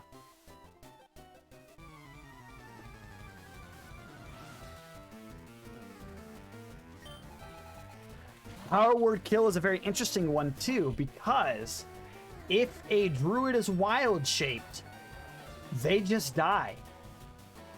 If they have a like a bear form with 50 HP, doesn't matter how much the druid themselves have, they just die.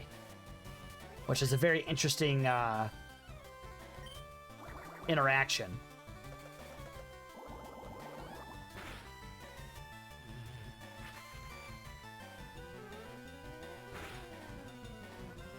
Power word gun.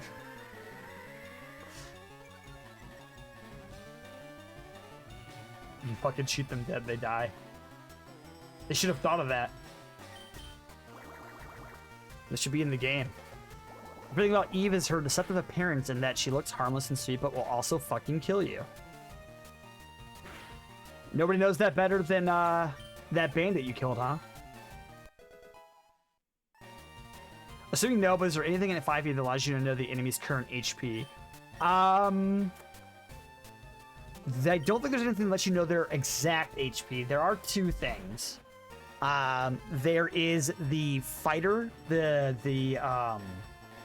Battlemaster fighter gets the ability Know Your Enemy. And what that does is that he can just, if they examine somebody for 1 minute, the DM tells them whether or not that creature's current HP is greater than or less than or equal to the fighter's current HP. It could be the current HP. There's also, you can find out their, I think their AC, their strength, their constitution, and you learned about 2 of those like traits. It's kind of an ability, but that is one way you could get an idea. The other way is if your DM is generous, and I would do this if you were able to make a good enough appropriate skill check to gauge their health. I would tell you what their exact health is. So if you make like a medicine check on a creature that you know the physiology of, like a human, then I would tell you the exact HP if you rolled well enough. I forgot what Pokemon was out. Oh, Trico? Okay, I picked the right Pokemon. But that's DM dependent. Nothing in the game entitles you to that information. As far as I know. I do have a homebrew spell or feature that lets you know somebody's exact HP, but I don't know what it is or where it's at. Oh man, I love to play a character that really optimizes medicine as a skill. You would love that in a campaign with a DM who actually used the medicine skill correctly. You can get some nice use out of that. But unfortunately, I feel like in a lot of campaigns, medicine is a very underutilized skill. In fact, I think skills in general are pretty underutilized in a lot of campaigns. In that, like, I feel like not a lot of DMs have very strong, like, structure in their mind about what a skill allows you to do and what the depths of that skill's abilities are. I've chosen to do that, but I've seen a lot of campaigns, and this includes like Critical Role and like Dimension 20, and some campaigns that I've been in, where the DM kind of wings it a little too much, and a skill is like, you get like no good information unless you roll like a natural 20, in which case you get way too much information. So One of the other issues with medicine as a skill is that there's not a lot of rules as written support for it. So like, I think the two major things you can do with the medicine skill in 5e rules as written, I think, are one, as a DC 10 medicine check, you can stabilize an unconscious creature. That's it. And the other one is, I think, I want to say with the healer's kit, if you do that, you also heal them 1 HP or something like that. I think that's how it works.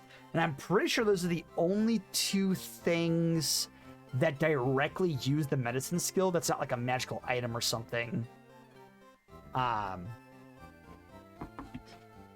feel like players should just say, can I use a medicine skill check to do this? Yes, 100%. I think the number one thing that I think players should get very comfortable with, and I think a DM should be open to, is a player telling the DM explicitly what their goal is.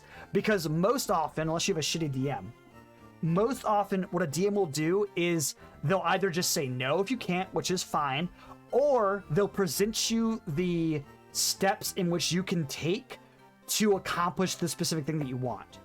That's the thing that I want players to do, is like, hey, is there any way that I can, I don't know, figure out whether or not this person, I don't know, is there any way I could figure out how strong this person is, for instance? As opposed to being like, hey, can I make an insight check to see how strong this person is? I would present you with a way in which to do that. So that we can have strict rules about, in that moment, about what it is you're trying to accomplish. Because I can't help you. I've had this happen a few times where a player will be like, hey, they'll ask me questions. They'll start interrogating me. They're like, how high is, or how far is this jump? How big is this gap? Is there a river that's running particularly fast? How strong is the wind? Something like that, right? And I'll be like, maybe I'll answer the first question, but I'll quickly just be like, they want to try and do something. I'll just ask them, what is it you're trying to do? Because when a player's trying to do that, what they're trying to do is trying to pull the DM toward the thing that they specifically want to do and the way that they specifically want to do it. But unfortunately, you might ask all those questions and then finally be like, all right, I do this thing. And the DM goes, no. And then you just wasted all of those questions for no reason. When the way it should work is the player wants to be like, hey, can I jump this river? Is that possible with the way that the weather is and how far this gap is? And I can say, yeah, it should be doable if you do this. That should be the way it goes.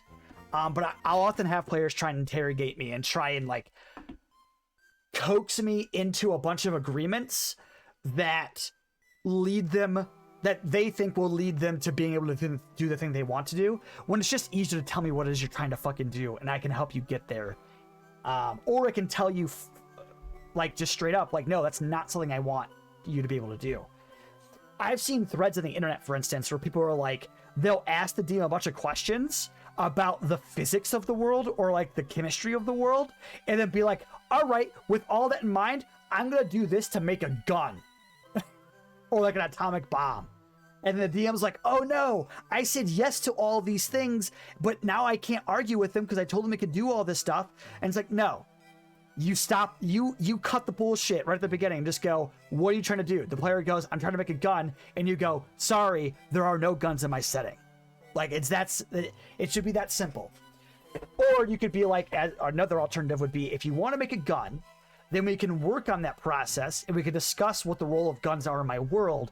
And then we can discuss about your steps forward, like down the line of the campaign. I'm not going to let you just use your downtime to make something that doesn't exist in my world all of a sudden, you know?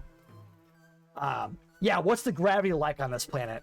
Stuff like that. They just start to like break down the logistics of the world as if the game is supposed to be a simulation as opposed to like a role-playing game, a storytelling tool. But yeah, makes sense. Also, side note, if I ever DM and someone wants to use the help action, I'll probably want them to explain how they plan on helping, unless it's obvious, like lifting a boulder or something.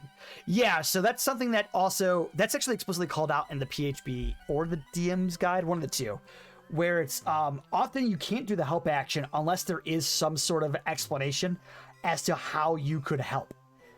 Sometimes it's just obvious, like, or there are just things the help action does, like if someone is trying to attack somebody and you want to take the help action and give them advantage, that's just something the help action does. You don't really need an explanation for that because that's just mechanically in the game, and it makes sense. There's probably like a billion different ways you can help someone attack somebody else.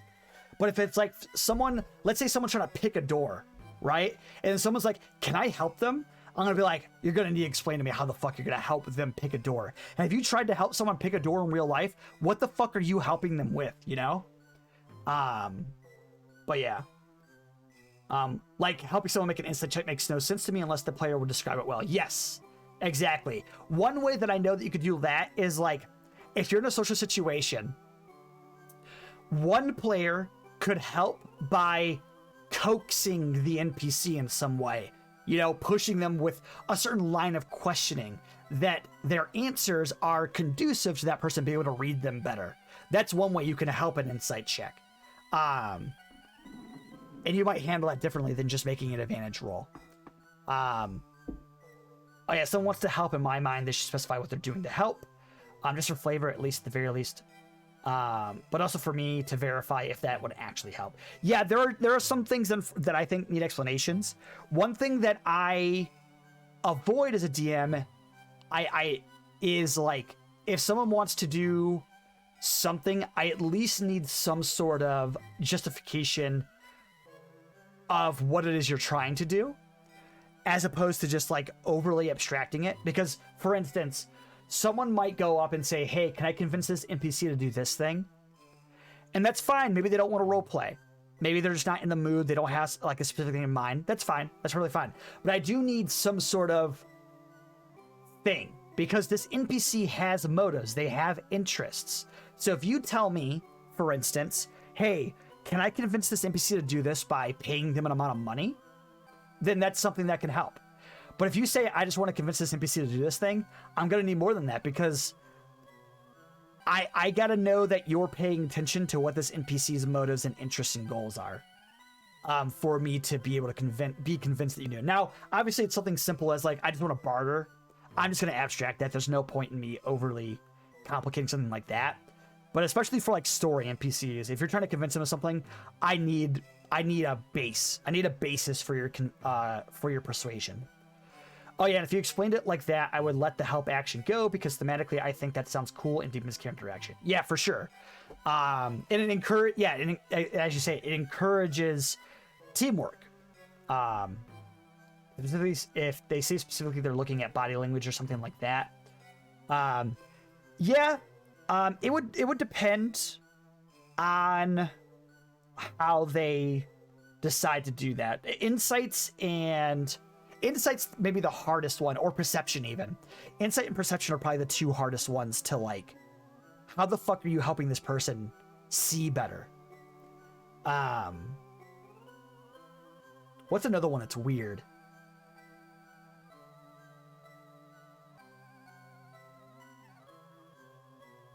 Honestly, those are probably the two weirdest ones. A lot of the wisdom ones are probably the weirdest ones.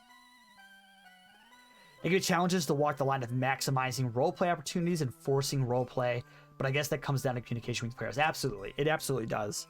I put my glasses on his face to help him see better.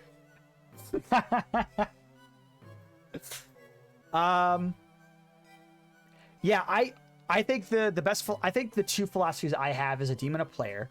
As a player, I think it is the player's number one duty, the number one role in playing the game, is making their intentions clear to the DM. If your intentions are not clear to the DM, then I think that you're failing as a player. I guess that's a very dramatic way of putting it. But I just think that's the most important thing that you should be doing as a player, right? Is just making it clear to the DM what you're trying to accomplish and what you're intending to do. It's the DM's job to facilitate the game and the world, in making clear lines of how players can accomplish the things that they want to do and what their obstacles are to doing that. I think those are the two most important rules for the two sides of the game. Instead of hand check, maybe makes no sense for anybody to help Chipper pickpocket, for example. Well, distractions, right? So in a similar way of like a player like coaxing an NPC in a line of questioning to help someone else make a insight check, you could make a display of some sort to distract somebody. If anything, I think it would impose disadvantage. Yeah, no, I literally helping them by like both pickpocketing doesn't make any sense, but like you gotta do like an offshoot way. There's actually a homebrew feat that I made whose explicit thing is you get for a round, you give creatures disadvantage on insight and perception checks. So that when someone makes a sleight of hand check or something against them, it's easier, which I think is fun. But yeah. Well, that is it. Let me just double check I saved. I thought we were going to make it to Erica today. We didn't. We barely made it out of the rock tunnel. But next week, definitely Erica. I almost forgot the help action exists. I feel like we never do it. That's because it's rough action economy. There are very few situations. Also, like in Mulberry, for instance, a lot of us are saving throw based. And you can't use the help action to give like disadvantage on saving throws or anything, right? There's not a shit ton of attacks to be done, and it's hard to communicate when attacks will be done because it's very random when they are. I mean, like outside of battle. Yeah, I also don't feel like we make a lot of checks that are help action warranted outside of battle very often, to be honest. I don't know. Is there a rogue subclass that utilizes it frequently in combat? Goes back to arguments describing help actions. Yes, there is a Inquisitor. No, not the Inquisitor. The Mastermind. It's one of those two. They can take the help action as a bonus action, and they can do it at a range as well. Yeah. Maybe they can do it as a bonus action. Maybe it's just at range. I'm not sure. Battlemaster 2. The Battlemaster doesn't get a help action thing. I don't think. I don't think any of their maneuvers do it. The most the Battlemaster does is that there's a maneuver that lets them make someone else do it. Oh, it's bonus action and a range. Gotcha, yeah.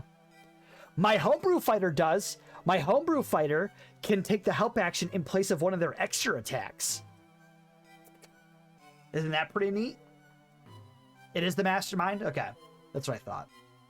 It's like the, making somebody else do work for you.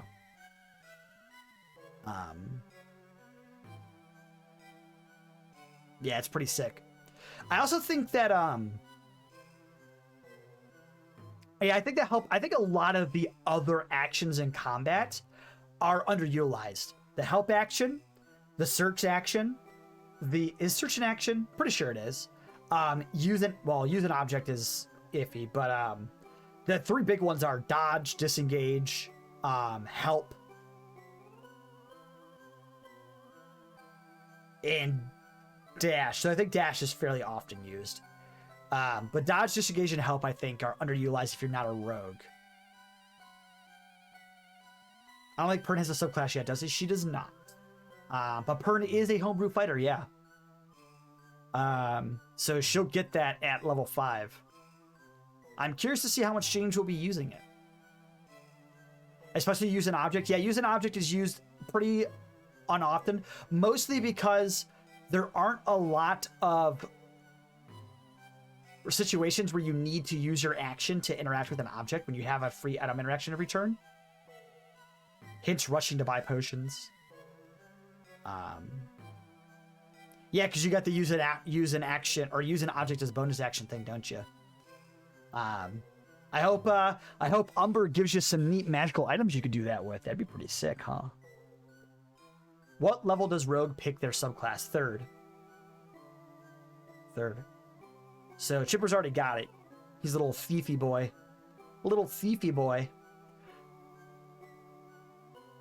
Yeah, Thief is a mixed bag as far as like abilities are concerned. Because I think the use an object thing can be pretty sick. Using potions as the bonus action as a feature is great if you're playing rules as written. I think the magical item ability is not very good, is the only thing. I don't think the magical item ability is very good. Because it's incredibly DM dependent. So hopefully Umber gives you some cool magic items that you wouldn't normally be able to use. That'd be pretty sick, yeah? Like ones that only spellcasters can use.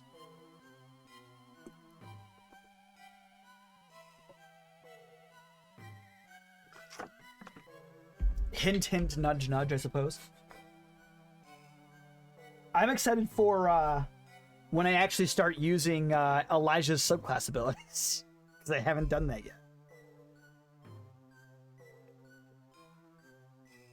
I don't think I've used any of his subclass abilities yet.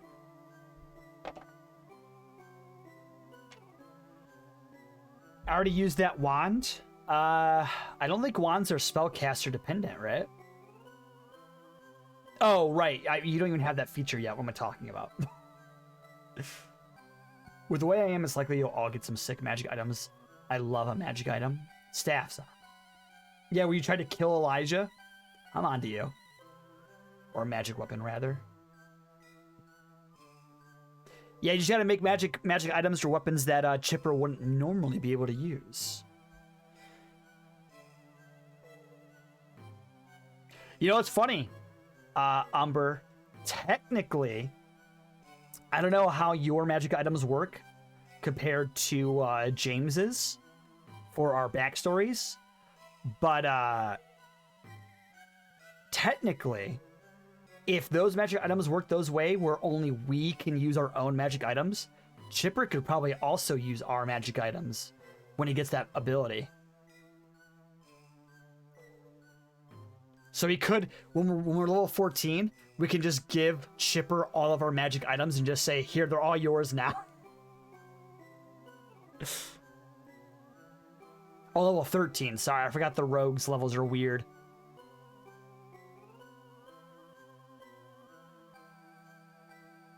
That's crazy, yeah. The only thing that the thief thing doesn't override, which I think is dumb, is alignment. The thief can't use items that have an alignment requirement, which is dumb. I feel like that's the whole point of being a rogue, that you're like you're crafty enough to trick a magic item to think you're a different alignment. It's so weird that that one is not affected. Yeah, they can have an alignment requirement. Some items you have to be evil or good to use. Well, there's some things like the Holy Avenger, which are supposed to be like a divine, like, let me look up. The Holy Avenger, I think you have to be a good character to use. Or at least to use all the way. I think it has like a restriction if you're not good or something.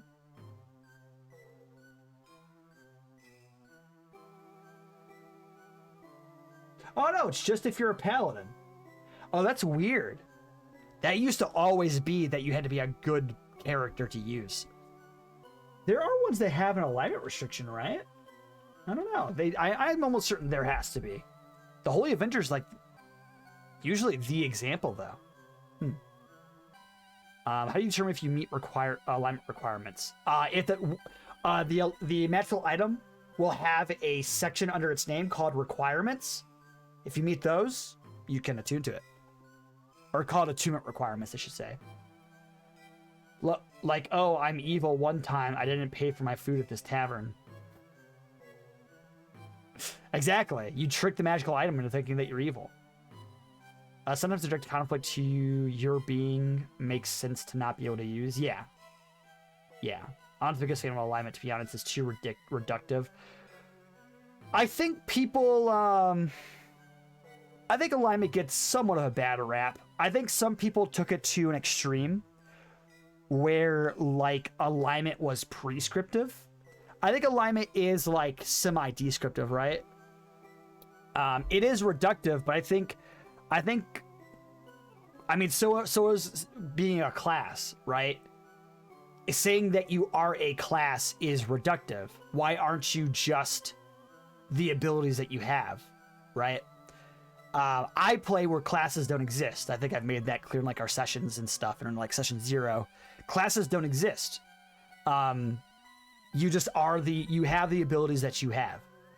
I think it's taken if not too literally. Yeah, it's fine if not taken too literally. It gets muddy when you start having game mechanics around it, though. That's when it gets really muddy. Other times it could be a decent way of like reminding yourself of like how you meant for your character to be, because I think sometimes when you play a character long enough, you can kind of lose the plot on like what you set out to make, you know. But if you write down an alignment like, oh yeah, I'm lawful good, you have a small little reminder there that nudges you closer in the direction of your initial picture for this character. And that can change over time, sure, and you can be fine with that. But maybe like after like 20 sessions of playing the character, you're like, oh, I'm really not playing up these character traits I really wanted to play up. And that could be one of the character traits that like kind of nudges you in that direction, right? You're like, I'm not being enough of an asshole about being on a moral high horse. I really got to play that up. I'm lawful good, damn it. You know?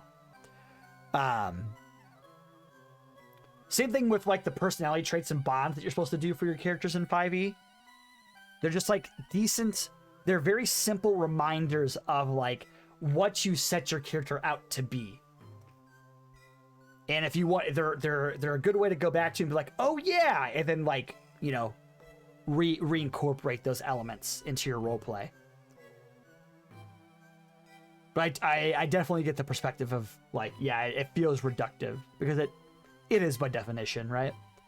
I've seen so many people be like, oh, what if alignment had like 5 different axes, right? You got lawful, chaos, you got good, evil, but then you also have like ethical and unethical, and you've got like and then like stuff like that. Or like I saw one that was like, it was the 7 deadly sins, but also the 7 great virtues, like the opposites. So you could have greed and charity, and then you could have like pride and modesty or something. Like it's like, what if we did that where you're on an axis of all the 7 deadly sins, and it's like that's just making it too complex. It's like you kind of lose the direction of where things were. It was supposed to just be a simple reminder, you know.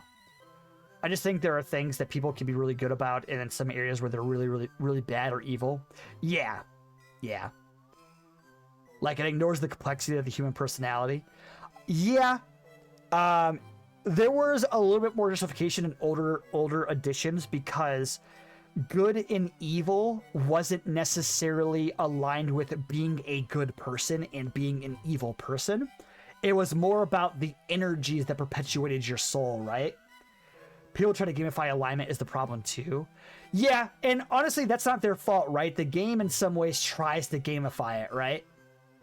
There are, especially in older editions, there are tons of features. It's not so much in like the newer editions of 5e of D&D, and I'm not sure about the new edition of Pathfinder, but in older editions, alignment meant certain things happened. There was a massive mechanical consequence for your alignment. In like what spells you can cast, what effect spells had, how you interacted with other creatures and stuff like that.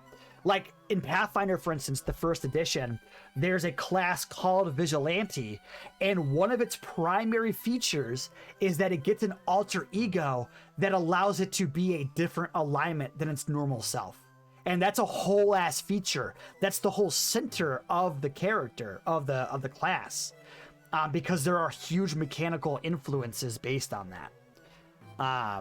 But when you're playing a game that's supposed to be, that if your goal is to be more roleplay focused, it can be very restricting in that way, yeah.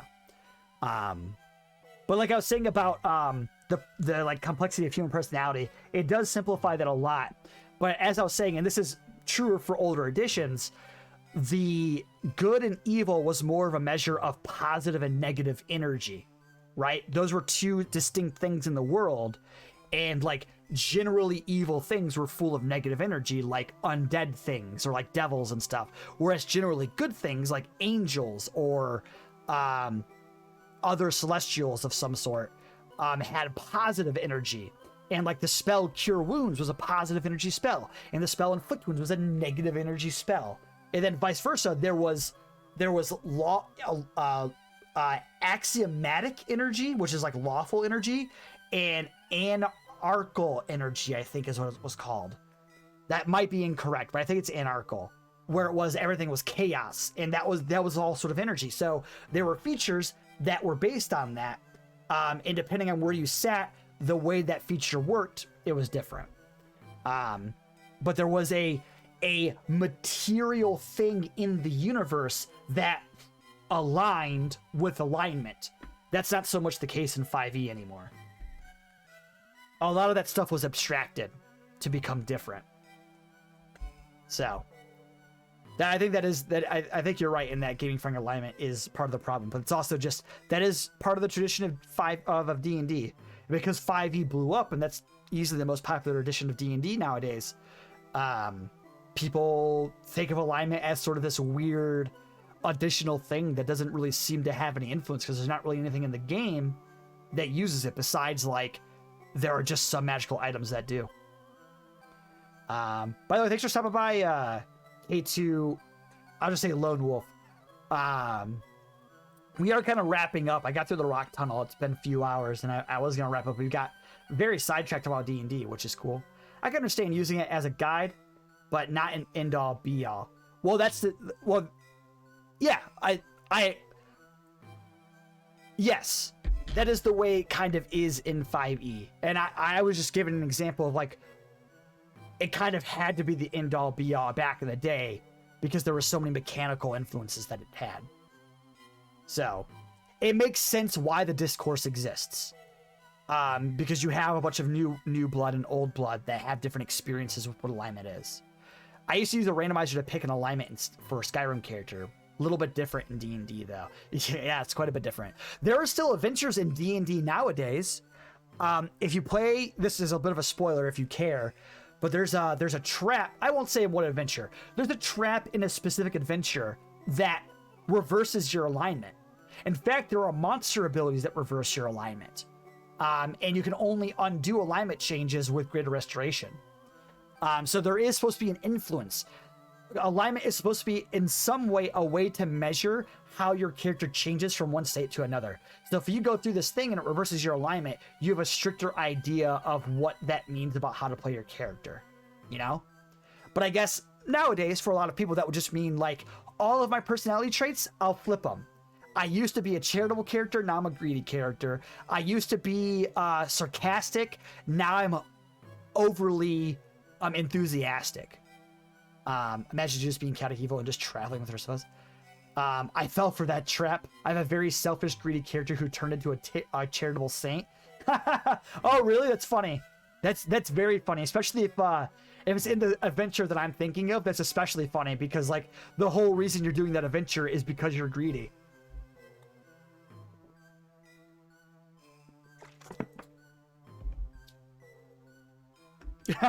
That's very funny.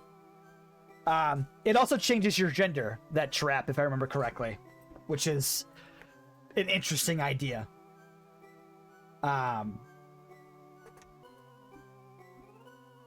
It was that one? That's hilarious.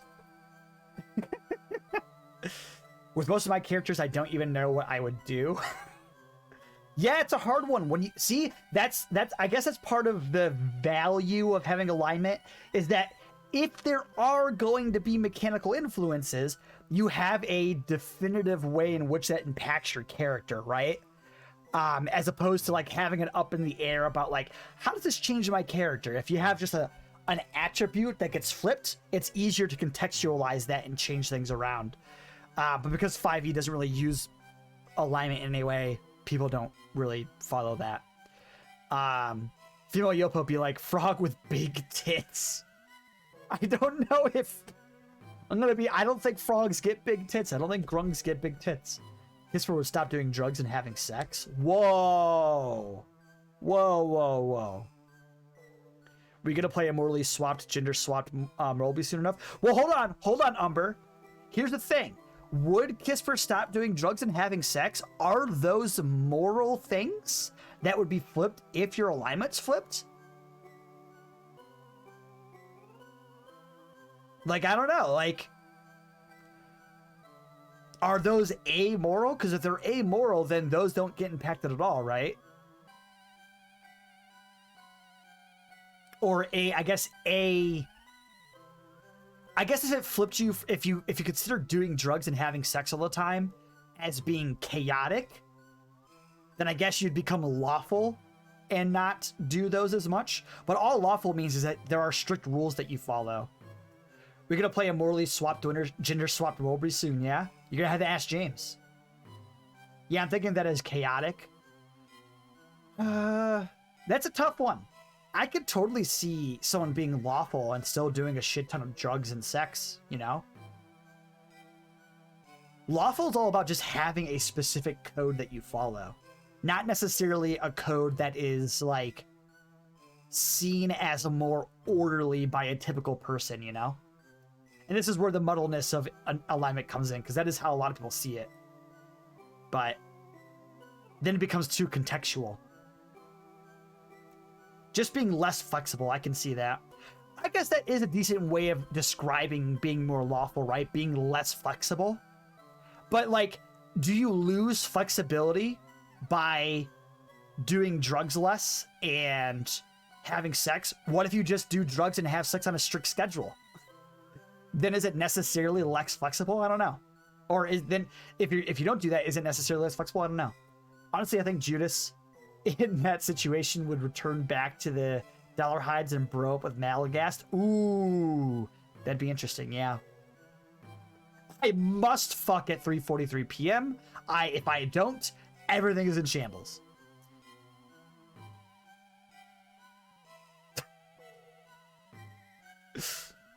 That's funny. Ah, shit, it's 3:44. Missed my window.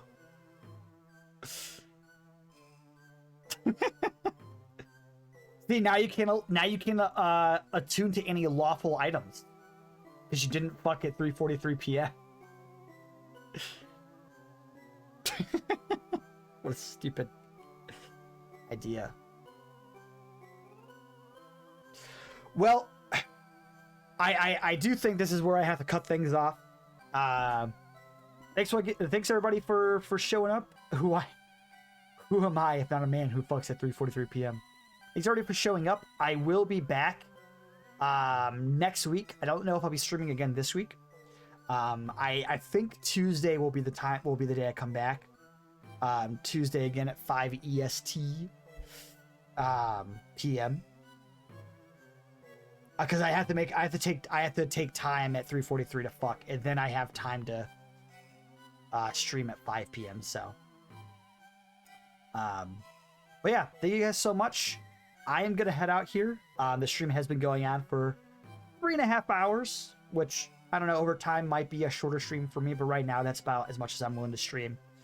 I really wish we had gotten to the 4 gym, but that's fine. 3:43 is such an inconvenient time. It really is.